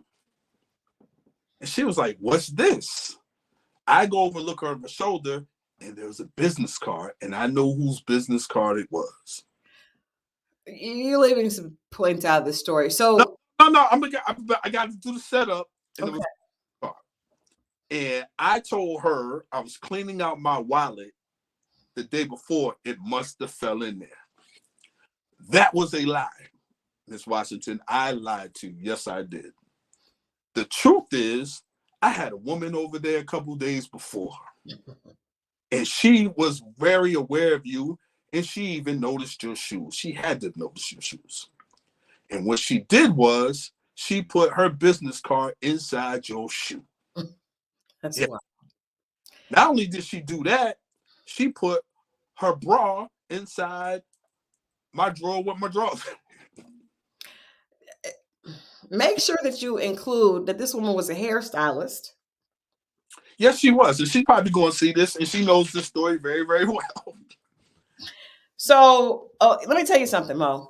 So when Miss Washington was like, "What's this?" I was like, "Oh," I felt like she believed me. Christal said she didn't believe me. Ladies, please weigh in. Please let Mo know that woman knew that Mo was not opening his wallet, and the shoe and the business card fell out and tucked itself neatly in her shoe. She knew that was a lie. She just didn't want to press you, Mo. She knew you were lying. That makes no sense. I'm just saying, she didn't give me any flack about it. She went on about everything was normal. Doesn't mean that she believed you. See, the people are saying she knew. Thank you, Joyce. Thank you, C. Rochelle. Thank you, Blondie. Thank you. The women are saying that she knew. Yes, well, she definitely knew. DeQueezy, she knew. And as a matter of fact, I'm saying that woman's name, the other woman, Tasha. You know what you did. You know exactly what you did. The women, I want you to look at this chat afterwards. The women are telling you that the woman knew you were lying. See, all this time that you've been thinking that you're that smooth, you're really not that smooth. She knew you were lying. She just wanted to believe the lie. Sounds like I win anyway. So then why are you confessing? Why are you confessing this foolishness now? I'm coming clean because the other story I had, I noticed a lot of my stories involve me being broke, and I wanted to switch it up this time. So, y'all want to hear about the time I stole change out this piggy You bank? told that story, and it was no, change out. I told you. I didn't tell them. I told about the money, $20 that you stepped on. I thought the what's the name story had been too bad because I would just say this to D, your daughter's piggy bank ain't just come up missing. I didn't steal it though. I hid it. It's a long story, but that's all. I didn't want to tell that story again because I thought that was kind of bad when I thought about it. So I wanted to tell another story that didn't involve me being broke. Now she probably did not think that you stole out of her daughter's piggy bank because that is beyond low. First of all, I didn't steal the piggy bank. I put it in the walk-in closet because I was trying to get change for the bus. It was making a lot of noise, and I tipped it over. So I bought it. You took money out of the piggy bank. It was changed. Listen, it was you making this paper. I'm saying that's crazy. I agree, Tyrus. That's a dope fiend move. Like, come on, dude. Listen, I'm not. I don't even smoke. And that just, I do cut him off a lot because this is crazy. Listen, first, I was a long time ago, 1994 to be exact. I'm just saying, I did not steal I left the piggy bank in the closet because when she came in the room, I walked out and I didn't want to bring it out and I left it there. And then anyway, but I did take change out of it. It was bus fare. That's it. First of all, can I just say on behalf of women that you should never be over a woman's house dipping into her sweetness if you don't even have the money for a bus. You're out of order. You're out of order. You're out of line. It was a young me. It doesn't change the fact that if you can't afford to get on the bus, you have no business dipping your stick into her honey pot. Is that my fault or her fault? Yours. Why were you there? I'm asking for forgiveness. How were you going to get home if the child didn't have a piggy bank? First of all, this didn't happen yesterday. That's not the point, Mo. I am 53 years old. This happened when I was 23. Why? What if there was no piggy bank? Then what was your plan B? I will tell you even this. That daughter that she has a daughter. No, she has a son now. This was years ago. Okay, I'm going to ask you this, okay? Next week when we come back, I need these confessions to be about 10 years. I need them to be, because I know some stories. I ain't did nothing like this. No, I know some stuff. No. I know some stories from when you and I met. And I'll start doing a Mo confessional if we need to. It don't involve, well, no. One time I did fake, like I forgot my wallet. I did not forget my wallet. We went to Applebee's, me and Shanae. I'm saying people's names, so I ain't saying your last name. I did.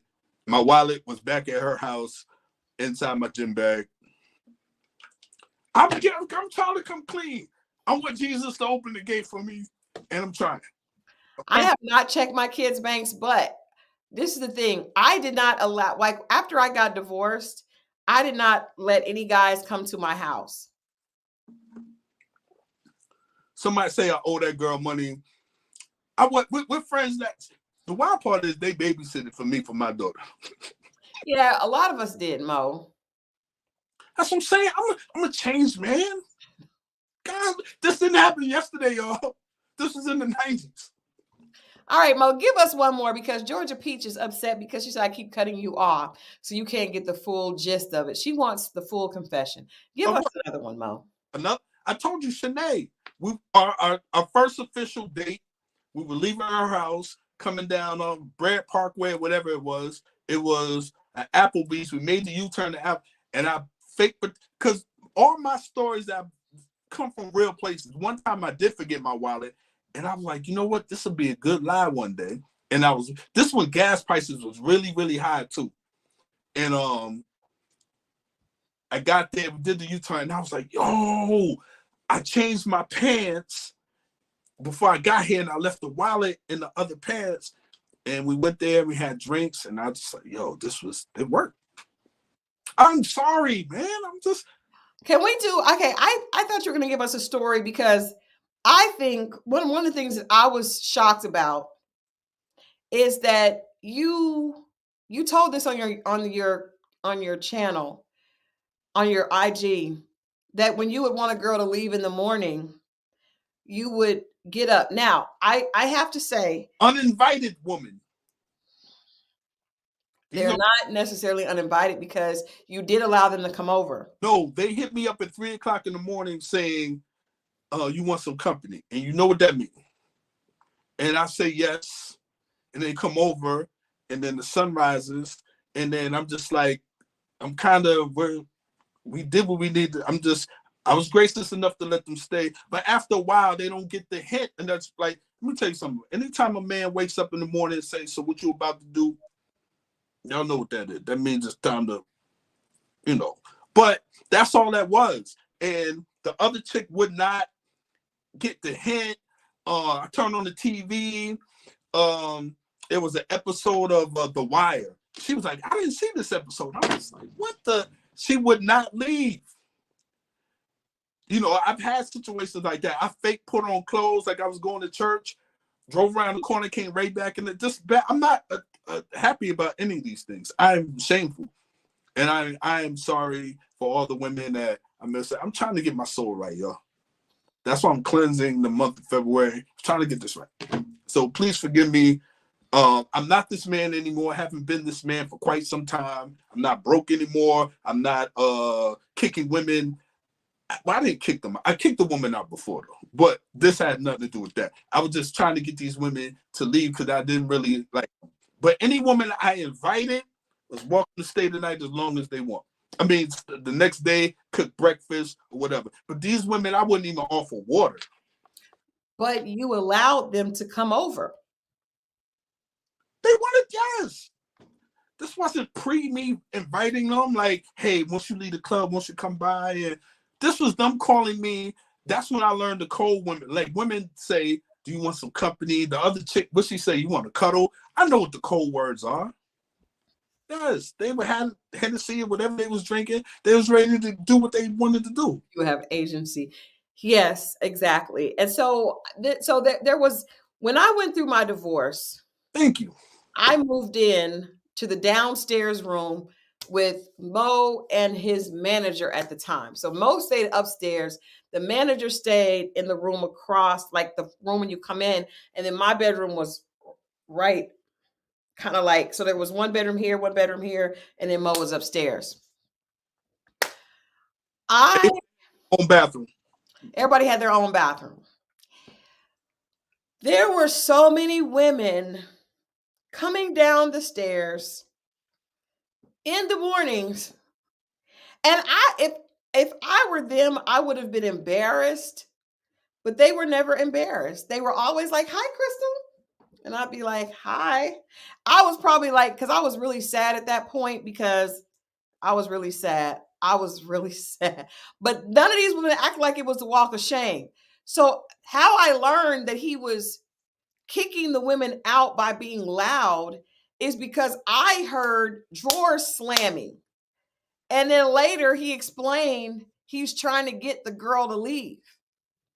The girls would try to talk to me. They would always try to befriend me.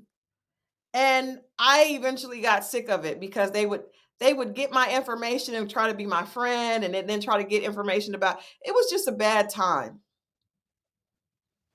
It was a bad time for me too. It was not a bad time for you. I was going through things. Mo, you were not. You were not. They were coming up those stairs like, I mean, it was, they were in heavy rotation. It was out of control. The part they're missing out on, the good people do not know, is I was broke that time. That is true. They did not care. Why were they dealing with a broke man? I don't know. See what I'm saying? I don't know. They didn't care. I had nothing to offer at the time. But I do know that you were working on it. You have said sometime when a man doesn't have anything but D, he lays it down. I mean, I did my best work when I was broke, but at the same time, it's mischanneled manhood, misplaced manhood. That's wrong. That's the reason why I was moving the way I was moving, because that's the only thing I really had to offer. So I put that energy into that, and it was misplaced manhood. I'm not on that type of time no more. I promise y'all. I've turned away situations just because I don't want to be in that space. It really did nothing for me. I mean, it gives me stories, but I mean, I'm not with any of these women. They've moved on and done things. And some of them were married or had dudes. Because one girl, do you remember the one girl brought her son The And son then walked into John's room. Well, it was crazy. Yeah. I wasn't going to tell his name, but the son, she told the son to tell the dad that your name was the Jim. So she was like, we were at the gym. We were at Jim's house. And he told the husband, oh, he meant that we were at the gym. And I'm like, yo, that is crazy. The dude called me and was like, yo, man, you wit. And he said her name, begin with an H. We don't have to say that part. You gotta, that's between you and her. I just hung up the phone. Don't ever call me, man. But I can't believe that she told the son to say your name was Jim. I was like, yo, whew. Yeah, I learned a lot. And that's probably why I was scared to date for the first 4 or 5 years after getting divorced, because of Mo's antics. Real quick, one of the women, Christal, was very not meaning to. Christal said something very mean, her and John, on Mother's Day. I was being very nice to this woman, and they laughed at me. First of all, your ass, no. I see that, no. And I know that you're going to try to make them pathetic with you, but no, you were just trying to get over. He comes in, it's Mother's Day. I am spending my first Mother's Day as a single woman. I'm crying every day. Mo comes down damn near whistling with balloons. And it said, Happy Mother's Day. And I was like, I'm thinking, like, I know he's not giving this to his child's mother. No, he was giving this to someone else's child's mother that he was about to go smash. No, we were going on a date. It happened to be Mother's Day. I'm going to act like it ain't Mother's Day to a mother. I went to the dollar store. I got a card. It's a carton balloon. And Christal and John was laughing at me, saying I'm doing too much. She ain't the mother of my child. Because it was Mother's Day, and I'm like, but you should have. This Negro was whistling Dixie, coming down the stairs, just with balloons and all. I'm like, I'm not going to be around a mother and not acknowledge mother. What about your children's mothers? I text them. But you was just doing that so you could get. No, if I was with them, I would have did the same thing for them. I'm just saying. Y'all laughed at me. This is my granny had a saying where she would say, that end ain't worth the nickel's worth of and at that time, Mo, that was you. You were dusty. You know good and well you didn't care about that woman. You don't know what I care about. I do too, though. I do know he gonna text his children's mother and then come down the stairs. And I'm thinking to myself, of course, y'all know, I'm be honest. I'm thinking, I bet my ex-husband is somewhere with balloons for somebody else. It's my first Mother's Day single. This was the worst place to be when you just went through a divorce. It was horrible. I'm just saying, man. It was all bad. And it's more stories, and we would never run out of stories.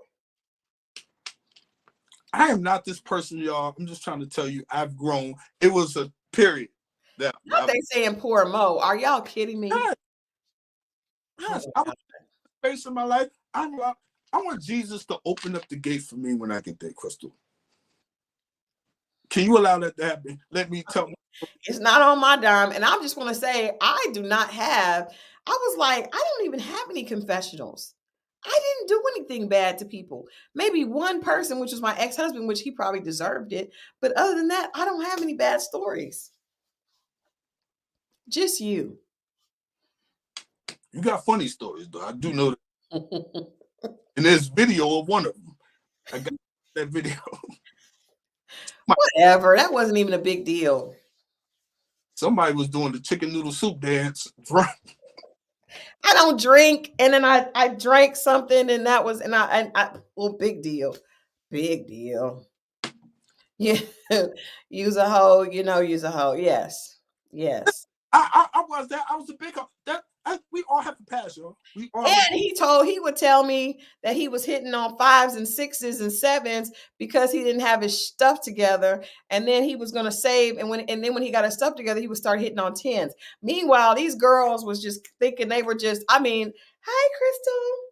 So a girl called me and was like, "I'm Mo's girlfriend." I was like, "How are you Mo's girlfriend? And I've never met you." She was like, "Well, I know you." I was like, "But I've never heard about you."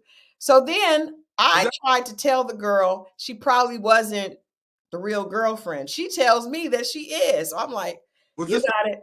Rent? Huh? Was this the girl that was paying the rent? Yes. Oh, yeah. And she was paying all kinds of stuff. So I tell her, the girl has 2 kids. I tell her, well, you know what? From one single mom to another single mom, maybe you shouldn't be giving a man all this money. You could be invested in your children. She tells me basically mind my business, and that she's a ride or die chick, and she will give him whatever because her kids don't need it. So I was like, okay, girl. Now I call him and I'm like, this girl just called me, and she's saying, and he tells me that she is, what did you say? She was like, she had 1 day of the week. And that was it. She wasn't the girlfriend, but you gave her 1 day of the week and then you just had sex with her on that day and that was it. And I was like, you know what? I cannot save these hoes. I have to let them be, That was the girl. She was like, so what are we? Are we a couple? I was like, yes, we are a couple. People trying to get to know me. Pistol stop laughing. And enough about because I know there's people going to hate me. I am not this person. This was years ago, y'all. I just want y'all to know this. Because they're going to think I'm like this now. The fact that we are still friends. I'm just saying, man, I have a past, y'all. And I'm not ashamed of it. That's why I'm here confessing and saying these things. I was trying to save the ladies, but they don't want to be saved. They did. I told the girl, I was like, I would just tell Mo what I said. Like, I knew and I told him, I told her she needs to stop giving you money. She told me she was a ride or die chick and she was going to do it anyway. I said, well, go on then, girl. I should have been like, Mo, get some for me. Hell. But you did tell me that. That's the funny part. I did not. You ain't tell me that. I did not. You was like, well, if you're going to do it. I didn't say get some for me, but I was like, if you're going to do it, you might as well keep going. Funny thing was, remember not too long, this was, 2-3 years ago, I told you I stopped talking to the chick, this one chick, and I blocked her. She sends a message through Cash App, but you got to send money. So she would send $20 just to talk to me. And Christal was like, Christal made me feel bad. So I Cash App the girl back the money. Then she sent me double the money and sends another message. I don't understand what is happening with the women. The sisters are out of control. I was just like, what? She is Cash Apping him money to talk to him. Oh, Lord. I'm not like. We've been through a lot. That was bad, though. That girl was just like, I couldn't believe she told me. I said, well, why are you? And she said, I just want to introduce myself. I know you're Mo's best friend and I'm his girlfriend. I was like, I've never heard of you before, ever. I had never heard of her. Yeah, I had to stop messing with her. She was crazy. You don't say. Yeah, she was. Yeah. Anyway, I don't know how tonight ended. They robbed us. They played us. And they did it too early, too. Oh, you just went right back to Ready to Love. This is some of the foolishness that's on Ready to Love. So I will say this. Oh, you really have a thorough grasp on games because you have played them to a level that most men can't comprehend. So I do think that you were exactly the perfect co-host for me because of your experience in the field. Yeah. That's fair. But I just want people to know this was past stuff. Sassy said, may the Lord be with you, Mo. May the Lord be with you going forward. Exactly. Bless you. No, but I will say this. The women did not, they brought this on themselves. They brought this on themselves. I was always surprised at what the women would do. I still am surprised at what some women will do. They cook, bring food. It was a lot of this. I did eat some of the food. I did eat some of the food. I'm a transfer, a changed man, and that was a period. That was a section of my life. That wasn't my whole life, y'all. I do love. It was a long section. Just saying. Just saying. But I mean, okay, let me ask you this, because I feel like I have nothing to offer. So what was your thing? Because you didn't. I dated, but I don't feel like I really did. Like, what do you think was my problem with dating? Like, what did I do that was not on the level? I don't think it was not on the level. I think at the time you were trying to do it, you were trying to get over your hurt. So you were just. I think that was probably hurt, and then getting over the hurt. Yeah, 2 different legs. You see what I'm saying? So I do think that I did go through a spell of only dating guys that were bodybuilders or personal trainers or ex ball players. That was very unhealthy. Right. I mean, obviously what happened, what was supposed to happen, right? And I think it was just different. The first quarter was hurt. Second quarter is getting over the hurt. Third quarter is figuring out what you need in your life now. And even if you get all things together, you still have to align it with the right person. Well, no, I want to make sure that, hey, you 7 her 3, my good sis, I got divorced in 2007, 2008. So this was a long time ago. That was when I actually went through the divorce. I think my divorce was final like in 2008 ish. So yeah, this was a long time ago. I lived with, I think that, what was that summer like? Was it 2008? No, I think it was before that. 2007? 6 maybe. 5, 6, right? No, because everything was good in 5 and 6. Okay, so my book came out in 6, and that was we were still in a safe marriage. Summer, and then towards the end of the summer, you wind up getting you wind up getting your space and doing your own thing. Right, before my kids, because I stayed with them, and then she's still working, so she's trying to like pull herself together and still work. Yeah. So my first marriage I was with my ex 13 years. So I got married at 20 and divorced at around 33. So yeah, it was a long time ago, but it took me a long time to get over that. But I started super early. We got married in college, and then actually Mo and I met Mo when my marriage was together. Right. And then so after, and I think I told this story, after I realized I was going through a divorce, I called Mo and John. We were all working together, and I told them what had happened, and they told me to come back to Atlanta, and they would let me stay there, and that, they would look out for me, and they're like, we got you. So I came back, and I ended up, they had put a room together for me, and I stayed there for that summer, probably like from May to September. Right. Because when I had to make sure I got a place for my kids when they came back to start the school year. So I believe that was like 2007. That sounds about right. Yeah, because it was all bad.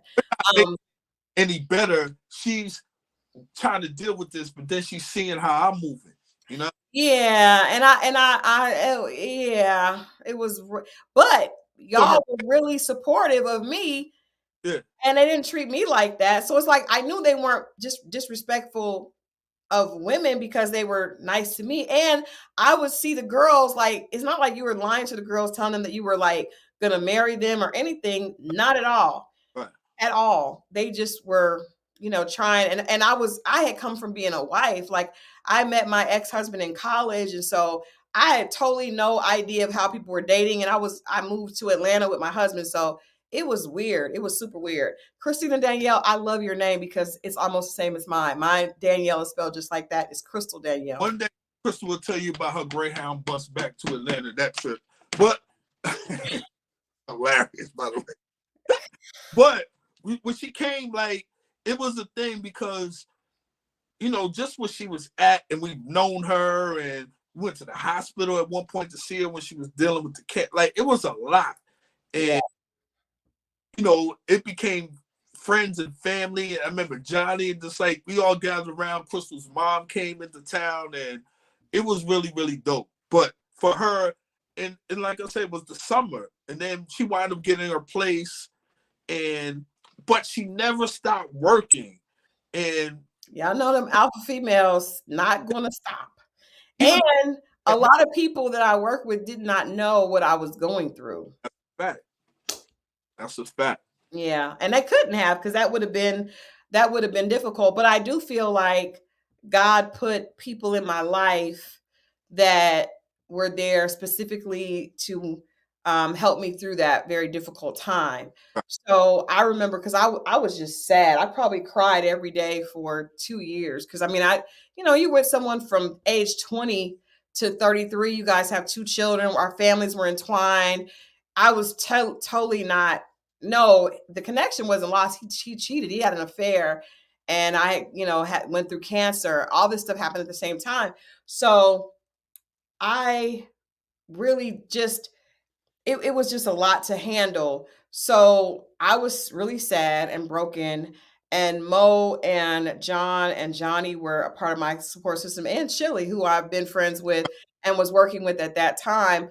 I would go work with her, and I was very much like, I'm just going to work and leave. I wasn't trying to be friends, work with a lot of celebrities, but I would just go in and leave.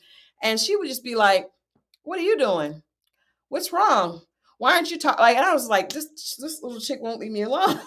But God put her in my life because she just kept talking. Like, she just kept talking, and that's why we became, like, she's one of my best friends now. But she was very, very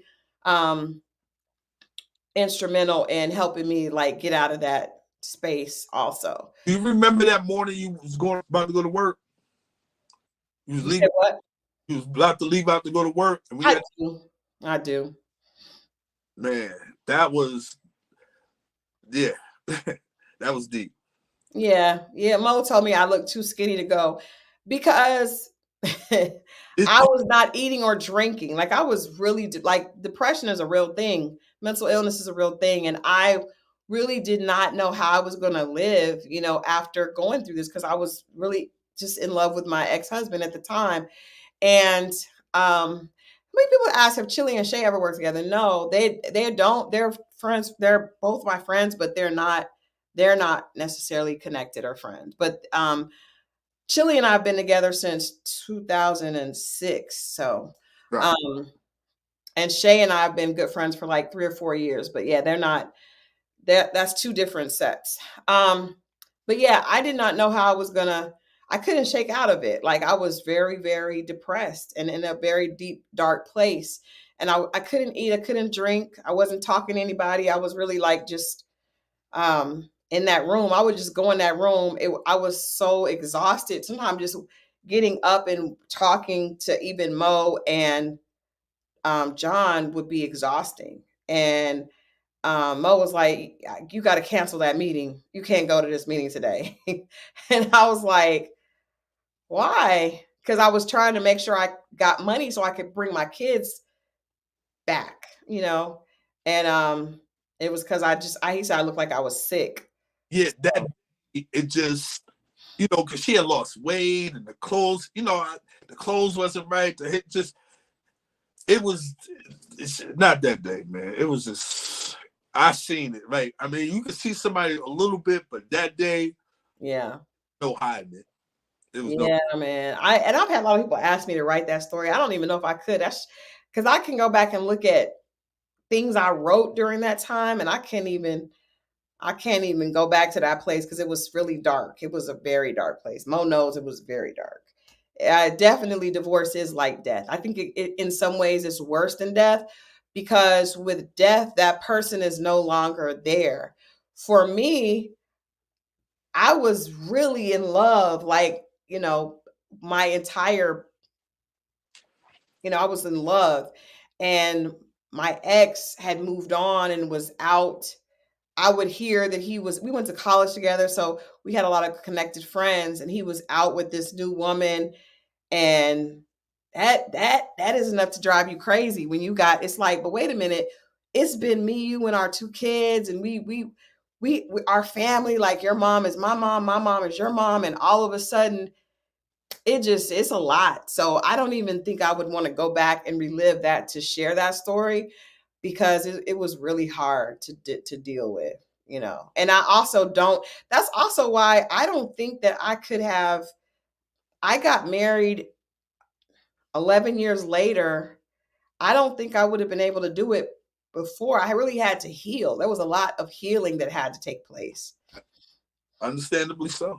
Yeah, that was a lot. Like, if you really love somebody for real, I probably wouldn't even believe it or understood it until I saw you. You know what I'm saying? Like, it was never that close to me. So when I like that, it let me know that the divorce thing is real.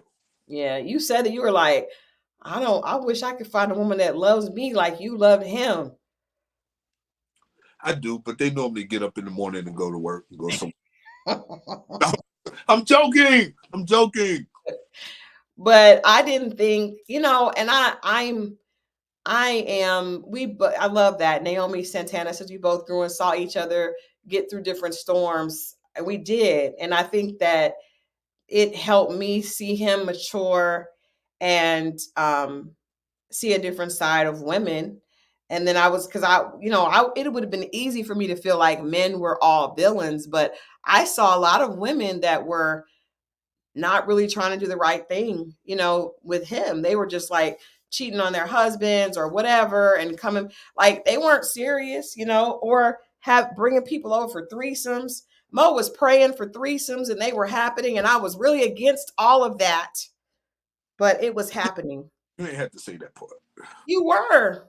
I just prayed that it would go through. We don't need to talk about that. I was like, what is going on? What is happening upstairs? What is happening upstairs? I am traumatized. And in the meantime, two girls are coming. It just was crazy. Crazy. Long time. Crazy. Yeah. We're going to tell the story of that last threesome. No, we are not going to tell that story. Yes, we are. Y'all, trust me. This is the funniest threesome. We're not going to tell it tonight, but we are going to tell it. I don't want no more threesomes. Trust me, y'all. That was all bad. I feel like that's the threesome that you needed. Because he would say, it just happens. I just have to keep my mouth shut. And then they were just like happening. And then there were threesomes, but these threesomes were crazy. And I remember I told you that, I'll just say this, not that other threesome, because I'm going to say that for another day, but I'm definitely going to tell it. So just know it's going to happen. We go to the club. No, we go to the club because I was organizing. I used to do PR for PZI Jeans. And so we were doing an event for PZI Jeans. And I actually did a commercial for them, which I will share with you guys one day. But so I was doing PR for that company, and we did this model search. So of course I had Mo come out and some of the guys, because the ladies like to have, nice looking guys come out. So we're in the party that night. It goes from like a casting call to a party. And a couple of girls he's like trying to figure out which one she's going to hook up with from this couple of girls. I took offense with this because me always being like a curvaceous woman, there's two girls.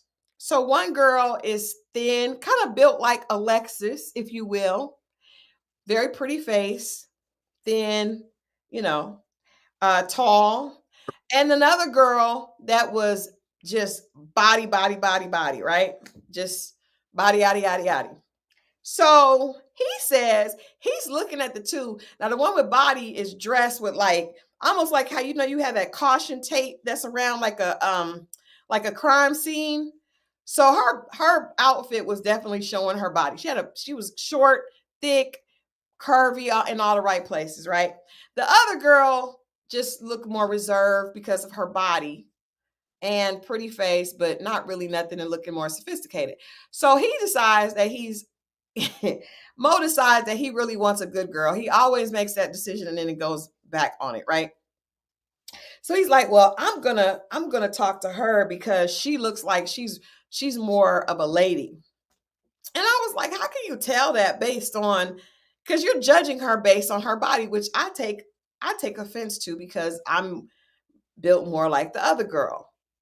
Really always felt like tall, thin girls, guys never think they're having sex or never think they're doing certain things, especially when you're young, because if you got a big behind, they automatically think you're getting it in. That used to be the rumor that if you got a big butt, you're having sex. So he picks out of the two girls, he blows off the little short, thick, curvy girl and picks the girl that looks like she's more reserved. That's right. This girl ends up coming to the house with another girl so they can have a threesome. So I was like, see, I told you, you judged the one girl because he would have thought that the other little curvy girl, who you probably would have had more fun with because of her, was the freak. But really, it was the freak that just didn't have no curves. Sound like I still won in the other world, but so I got two girls for one. I sound like I won at that time. The only problem I had is what we always joke about is the hot butter. You know what I'm talking about. You said we always joke about it. I did not see it, so no, I didn't joke about it. You told me about it then, but then we always wind up talking about it every couple of years because it's funny shit. Because he said that the girl was tall and thin, and she didn't have any plumpness to anything, and so he said that her breasts were flat and it looked like hot butter. No, the nipple part of it. Nipple was like hot butter running on a piece of hot toast, which was hilarious to me. And the other was like her titties went to sleep. But see, I was say that part. You did say that they went to sleep. No, I wasn't gonna say that on here, that part. You said it looks like her titties went to sleep. But my point was you judged that girl, and then you ended up with a freak that without a body. Sometimes I make a bad call. I still got to, it happens. Sometimes I make a bad call. It was bad, guys. It was just bad. And yes, he did need to listen to me, but I obviously did not know exactly what he wanted, because then he was just like, well, I still won. And I was like, see, the little curvy girl probably was a good girl. I don't want to body shame anybody. I understand gravity. I see it on there. I wasn't shaming her because of it's just one set of breasts was one way. I mean, I didn't like either one of their breasts. If I had two more hands, I would have gave both of their breasts 4 thumbs down. But I'm just saying. That was horrible. I was just telling Christal how they looked, and I didn't expect this from this woman. She brought a whole nother chick. I thought she was wholesome. I made a bad call. I messed up. I thought she was, but she wasn't. It's all good. Can you just admit that you judged her because of her body and that was wrong? It was really her demeanor, not necessarily her body. No, it was the body, because the other girl, she just was built like that. Okay. I'll give you that. And I feel like I am saying that because I feel like some guys may have judged me. I like all kind of breasts, just so y'all know. No, you told me you prefer the ones that hang. You did. I'm not lying, Mo. Oh, you did say that. You did. No, that's for a certain position. It's only good for a certain position, so I don't have to lift. I'm not getting into this. This live has gone horrible. Now you're gonna get all women walking up to me with no bra, be like, Mo, my shit hang. listen, you can't look like you just had puppies. We ain't talking like that. I'm just saying. Now you just breast shamed again. Now you just breast shamed. No, I'm sorry. I don't mean to. I don't mean to do that. Listen, I love all, not all shapes, but I like all. It's not that you went down this breast path. Please don't. Oh man. I just want Lynn Toy. Thank you. I feel that way. I feel like guys do judge curvy women. And I feel like there's a line in the Who Framed Roger Rabbit where Jessica Rabbit says, I'm just drawn this way. I'm not that, and I feel like that. But you can't. I've had curvy women too. I like them all. Mo, but you are like a lot of men who make assumptions that the woman that is built like a brick house is the freaky woman. No, that's the one I want to get freaky with. Well, then why did you pick the other girl that you thought was more reserved that ended up being her demeanor? She just happened to have the frame that she had. It was her demeanor. But you said to me that night, and the reason I'm saying is because I remember being mad at you about it because I was like, well, wait a minute. Considering he does like slim thick. I do like slim thick. That means, let's be real clear. I think this camera and all this thing look big. Like I told you, I'm 6 foot 194. I'm thin for the most part. Somebody said on the comment last week, it's like, Mo, you're not big, or I'm not. My arms look. I'm not. What did her say? Ursula, correct? And they was like, Mo, you should. Ursula likes big men. I'm not a big man. She said she liked thicker guys. Thicker. Yeah.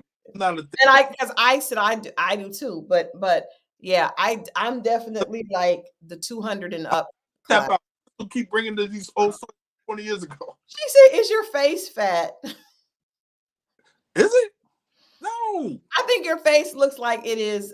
I think I told him that. I think that his face does not look like it belongs on a skinny body. Is that it? Look. And why Valentine said Mo looks like a 34 waist. Now that is disrespectful. And I'm not. That is funny.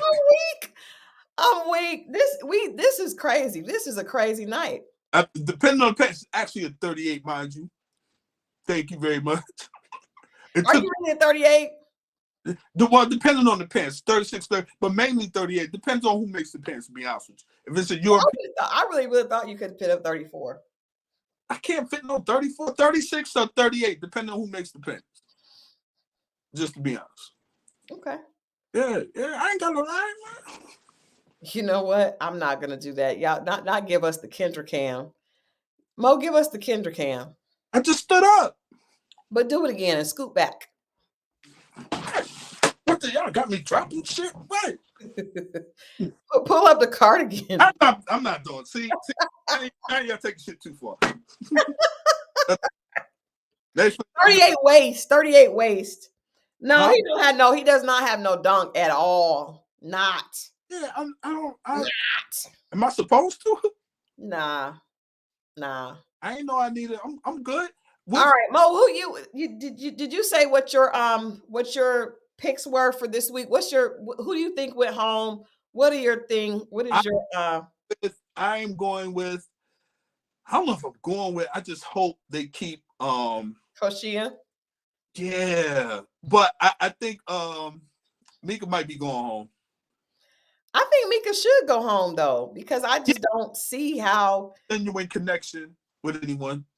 Not yet, but then there's also like I don't really feel like nobody has a connection besides Chaz and Vanessa, but I also feel like Chaz may be playing the same game that Joelle played with Vernisha, because Vernisha had nobody else that she liked, and Joelle acted like that when he was with her, but then afterwards he was like he was talking to all the other girls. I think the thing that's going to expose Chaz is a faster woman. You're going to see his real character. I think he's trying to be cool. He's trying to play it cool and suave, but somebody's going to get him out of character and you're going to see the real him or put him back into his real character. I think a lot of this stuff is for TV. He's trying to do what makes sense for the camera and makes himself look like a good guy, but I think he's going to be exposed in a minute. Okay, they're saying that Koisha's going on already spoiled it. That's crazy, because I really thought that she would be somebody they would want to keep on. But hey, I've heard that a couple times tonight, so I guess that's the truth. Koisha, we definitely need to have her on, and that they failed because she would have actually been good for the rest of the season. She makes for better TV than Mika. I think so. I think so. And honestly, like, she's who I tune in for.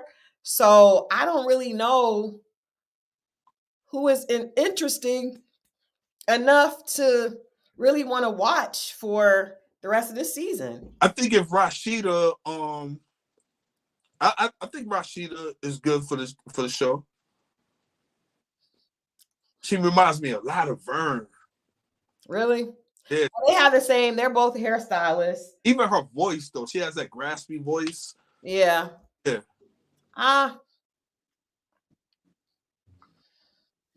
Oh man, good question. Yeah. I haven't seen anything that makes me excited, and I feel like Koshia was the one that made me want to tune in to watch.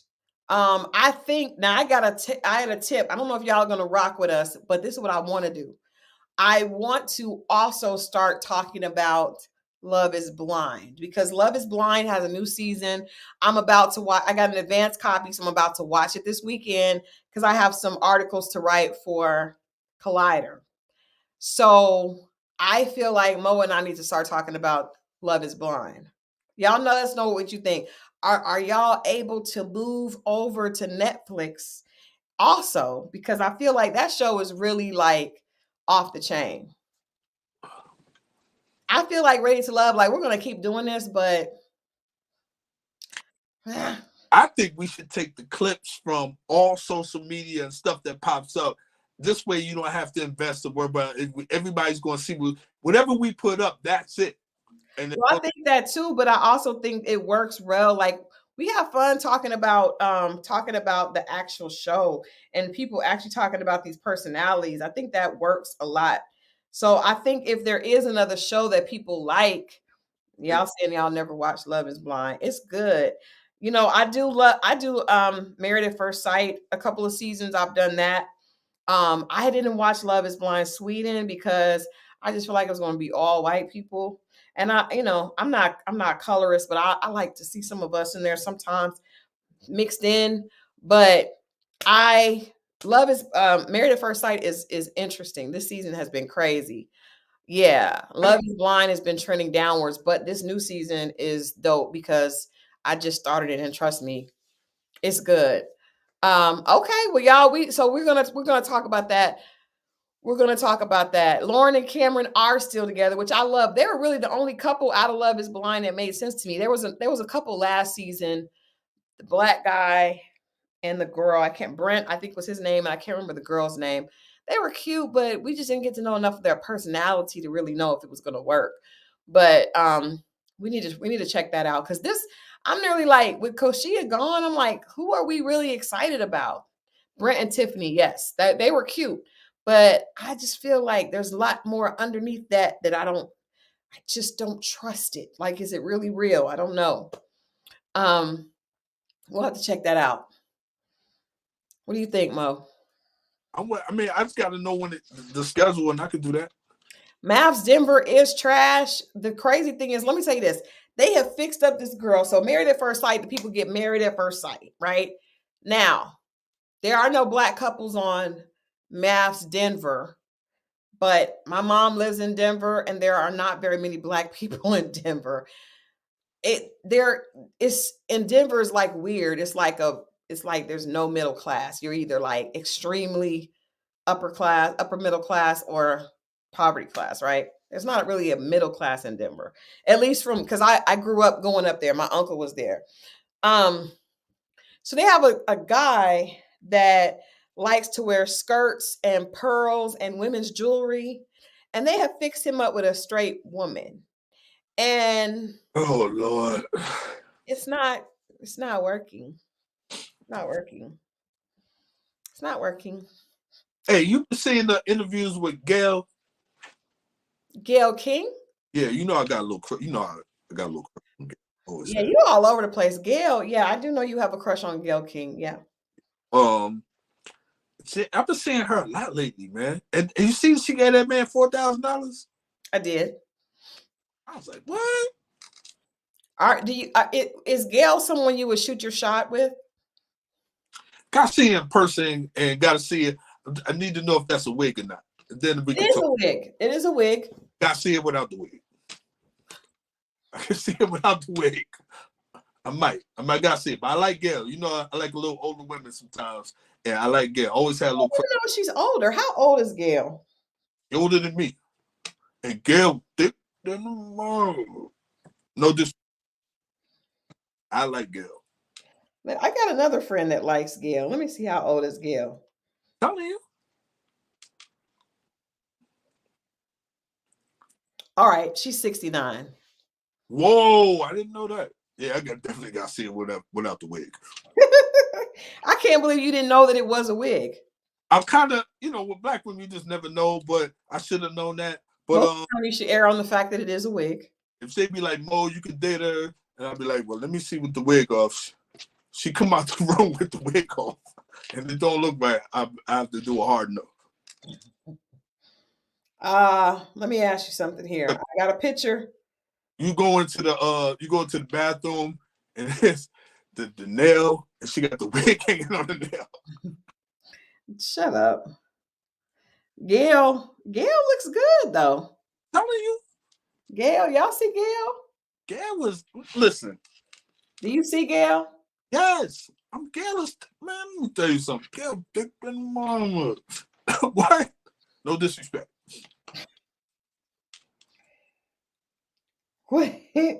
Wow. One more. Man, listen. Gail, or what's the actress name? Was playing Moesha mama. Cheryl Lee Ralph. Man, listen. Those are two older women right there that are nice, but I like them. Well, my favorite man I am married to. But something tell me Shirley Lee Ralph's hands are big. I don't know. Hands are what?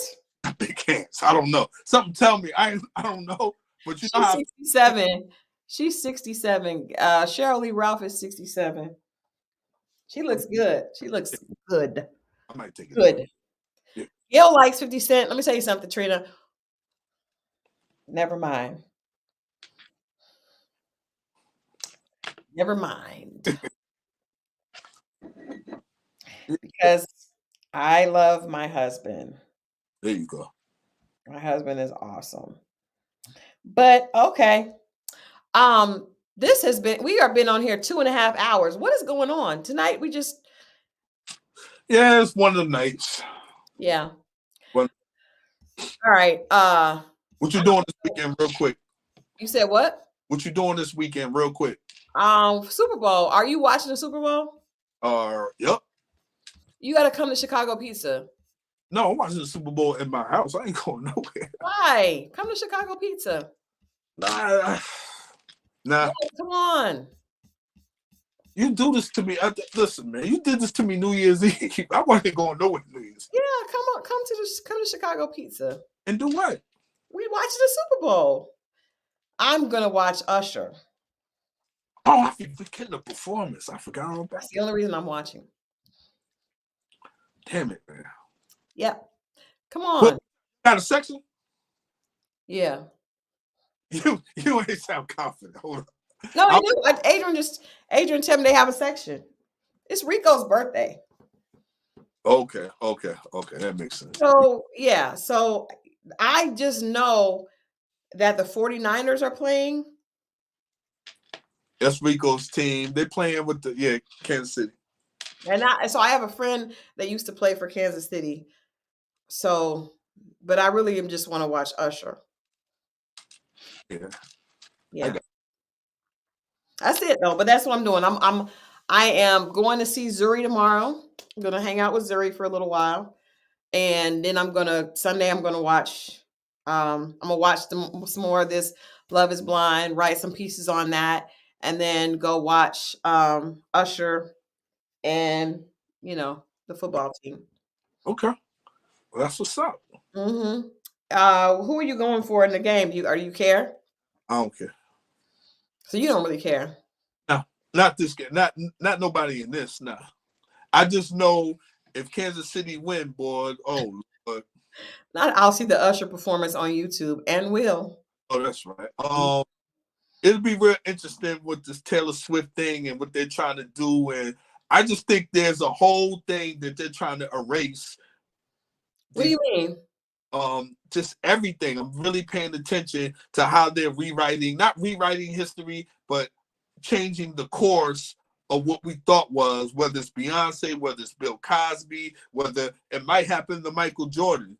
They're really trying to change the I don't know, man. I just think that the Taylor Swift thing, and they're trying to make her out to be, they did the same thing to Janet Jackson with the Britney Spears. Like they did it with Boys to Men, and then all these white groups came out. And I just see every time we do something, they was never going to let a black man be America's dad for too long. They're going to find this a way to tarnish Michael Jackson, like all this stuff. It just seems real funny that I don't know, man. Maybe I'm overthinking it, but I don't know, man. I don't know. I don't. It's funny because Adrian gets so pissed. Adrian's a big football person. I just put the Eventbrite link in the chat. I don't know how to pin it on here. Hold on, let me see. No, I don't know how to pin my comment. Unless I did it. I tried to, but I just put the Eventbrite link for the 21st. Adrian gets so angry when they show Taylor Swift on the football game. He just like, I don't care about her. I'm like, first of all, I'm a Taylor Swift fan. I think she's really dope. I don't necessarily think that I don't really care about them showing her because I'm not really a big football fan like that. But I know that Adrian being there cursing at the TV, he gets really angry about it. It's weird. But what did you think about Jay-Z's comments at the Grammys? I want to say it. He said it. He said it where it was supposed to be said. It could come off a little bitter because your wife. What's the difference between that and what Jada said at the Grammys a few years back when the Oscars? Yeah. You see what I'm saying? Pardon me, at the Oscars. You see what I'm saying? Same shit. Every couple years they do it when they not up. And when you up, how come you not speaking for other people that didn't get? You know what I mean? That's how it goes. Yeah, I think Taylor Swift is dope, and I'm a fan. I do listen to her music, but I don't know. It's funny because I had to do, I still represent TLC. So they asked TLC, did they feel like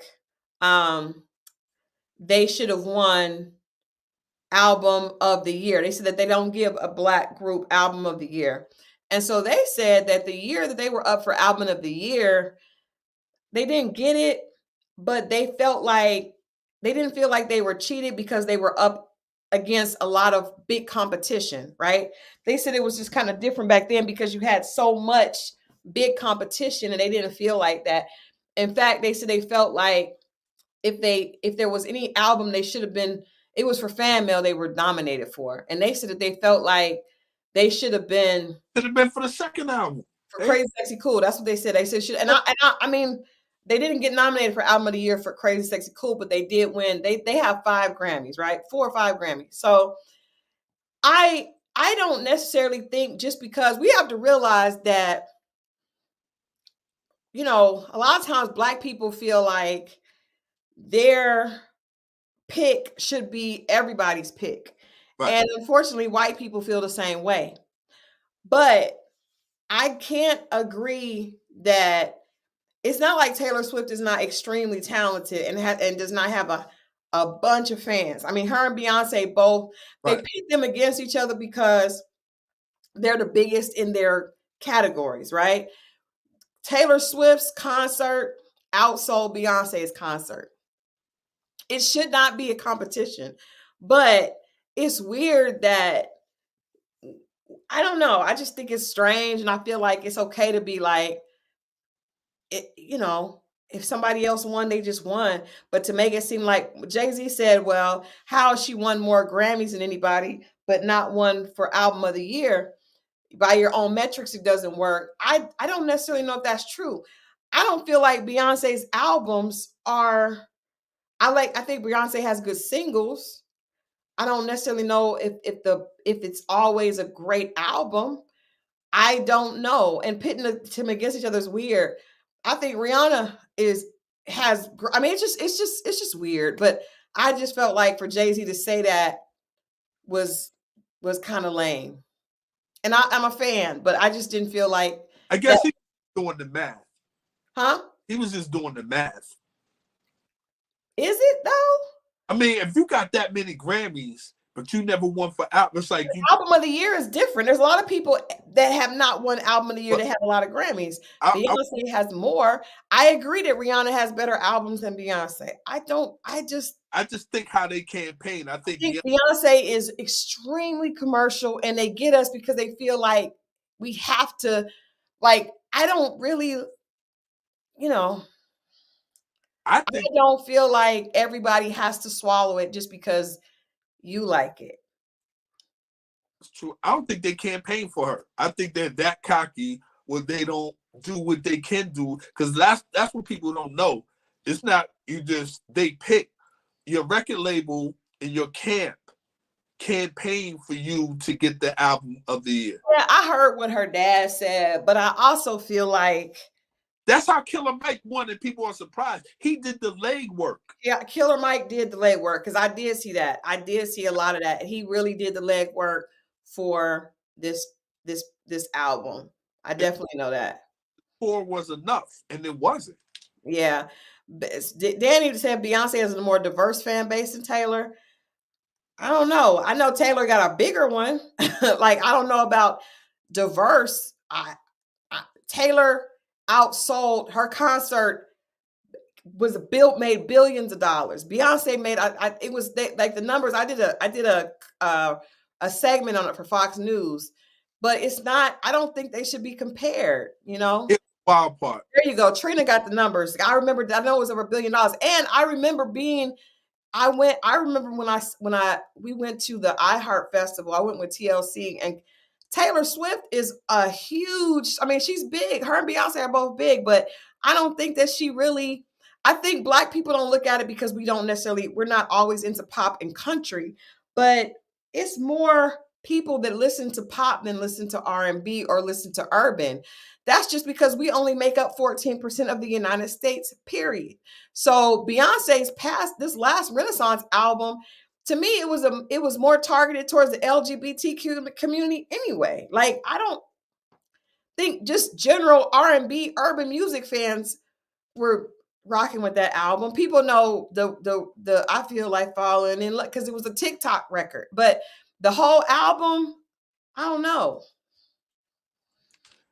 So if they win, if Kansas City wins and she's still with that dude, they're going to pressure Jay-Z into Taylor Swift on the Super Bowl next year. That's my prediction. He ain't gonna want to do it. He probably should do the Super Bowl next year. But what I'm saying, he's in charge of that, and then his wife is Beyonce. But they're going to pressure. Beyonce has done the Super Bowl twice. They're going to pressure him to make her.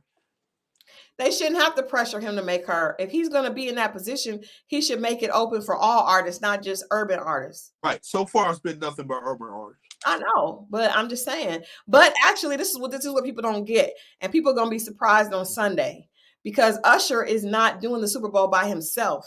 Reba McEntire is performing. Some Spanish dude is performing.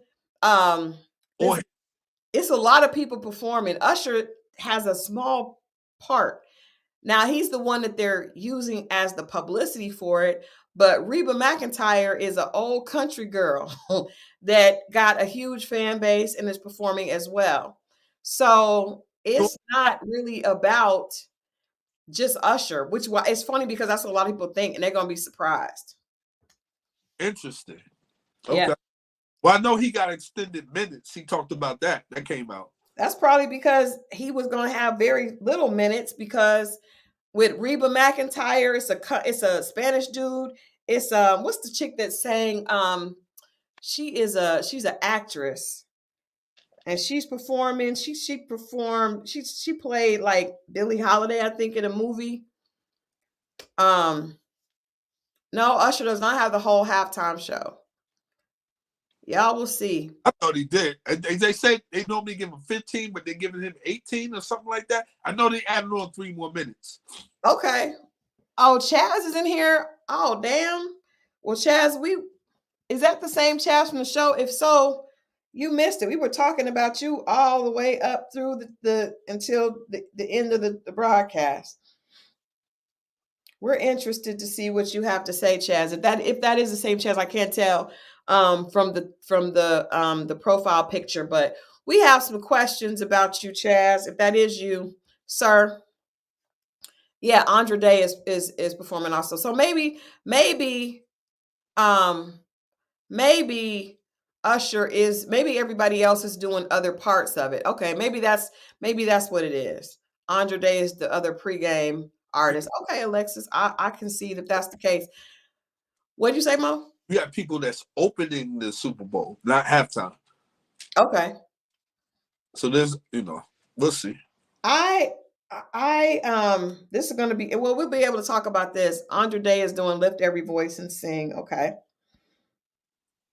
I was wondering how, because I saw a really horrible commercial with Taraji, Ludacris, and Little John. I did see that today. That commercial was horrible. It was. It was. But yeah, Chaz. Campaign for something. I don't know what he's doing. He's been making the rounds. I don't know what he got going on, but he got something going on. Did you hear Usher's album? It came out today. Whose album? Usher. Nah, they messed that up. It came out today. I listened to it earlier today. I did hear. I just heard a single. Jermaine Dupri played. That was a whack announcement. You like Usher's new album? I am almost. I still have 6 songs to go. They should have did it the Monday. I feel like they should have done it Monday or Sunday night. Like, but Chaz been in here since it started. Y'all serious? Did nobody tell me that? Because we were in here, but I wish he would have said something. Because we were saying that we were trying to figure out if you had an issue with Justin, Chaz. Yeah. You tried to kind of, and then Mo had questions about how you went at Laron outside, like giving him I was like, well, maybe he's giving him. I didn't say he went at him. It just felt like it forced. Like, why? Like, you got Vanessa. Why are you running behind this dude? I felt like Adrian said that he felt okay. Chaz said, I don't have an issue with Justin. They cut that scene badly. Adrian said that my husband said that he felt like you were trying to help Laron because he was like doing too much, and you being like a little older, more mature. We're trying to get him to calm down and to see what he was doing, but he was definitely not listening. Yeah. Yeah. Usher promoted his new project. He didn't do the Beyonce drop. I don't think Usher can do the Beyonce drop. That's two different fans. Chad said both Vanessa and I were trying to help them both. Okay. But they cut that out also. Yeah, because Mo was like, why weren't you focused more on Vanessa? Actually, Mo is trying to take Vanessa from you, Nothing to that lady unless you. I'm just messing around. But no, I think that it'll be interesting. We'll see. You guys, we'll talk about if we like the halftime show. We'll have a good time talking about that on Wednesday. And Chaz, we are hoping that you guys did not kick Koshia off. Yeah, man. I have a sneaky suspicion that she's gone. Damn it. Keeps saying that. Everybody keeps saying that she's gone. So, but I think that was the wrong choice because I think that this season would have been a lot better if she was around. But please, if you come back on Wednesday, we do a midweek conversation on Wednesday. So if you come back on Wednesday, we would love to have you some of your comments. I know you guys, I've actually talked to Owen about when they can start letting you guys come on. We're working on that. So you guys should hear about that. We should be able to have some people on pretty soon. We're just trying to make sure we don't give away too much of the season before we start doing that.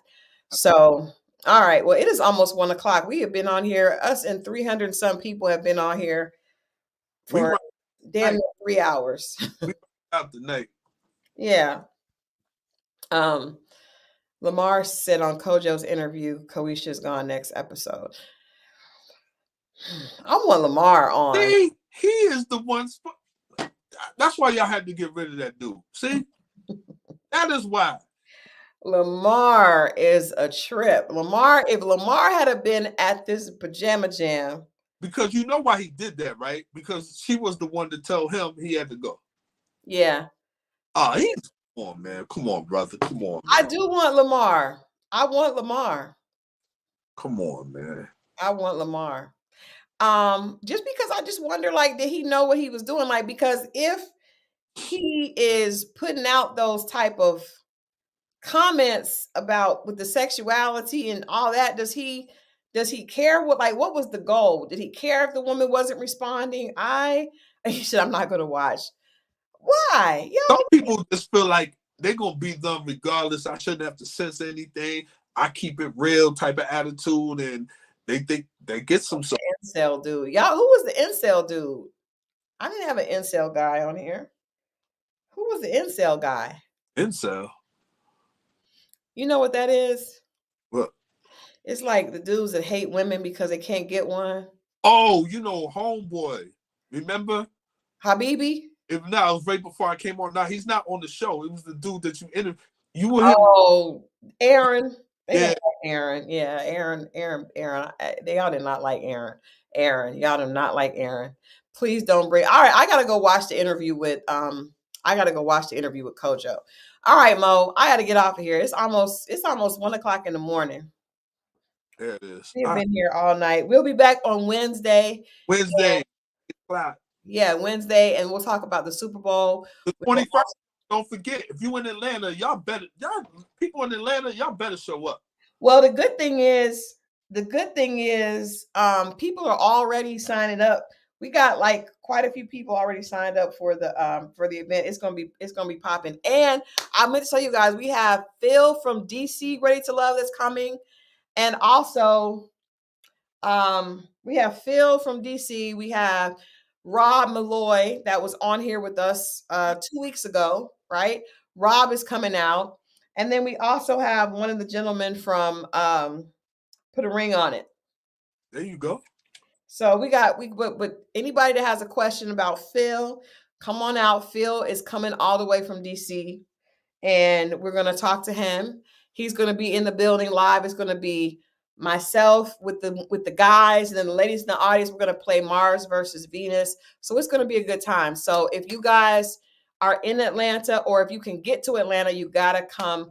And I'm going to get Phil to talk about what actually happened on his season. We're going to do it live. Yes, we're going to do it live. Cool? Cool. All right, we'll be back on Wednesday. I may come back before because I really want to get into, I also, on what day? On the 12th, which is Monday, my interview with Ebony K. Williams is going to air on the Griot. I talked to Ebony K. Williams about the anniversary of my book, Dear Alpha Female. And so I can't wait for you guys to see that. I'll definitely post it on the channel. But it was a great interview. I'm just going to wait. I'm going to hold it. I'm going to wait. But we taped it already, but it's going to air on Monday. So you guys, please be looking out for that. So I may come on and talk about that on Monday, and then we'll be back Wednesday at 8 o'clock. Yes, we will. All right. Y'all have a good weekend. Everybody watch the Super Bowl so we can come back and talk about Usher's performance. Yeah. All right. Good night. Y'all be good. Easy.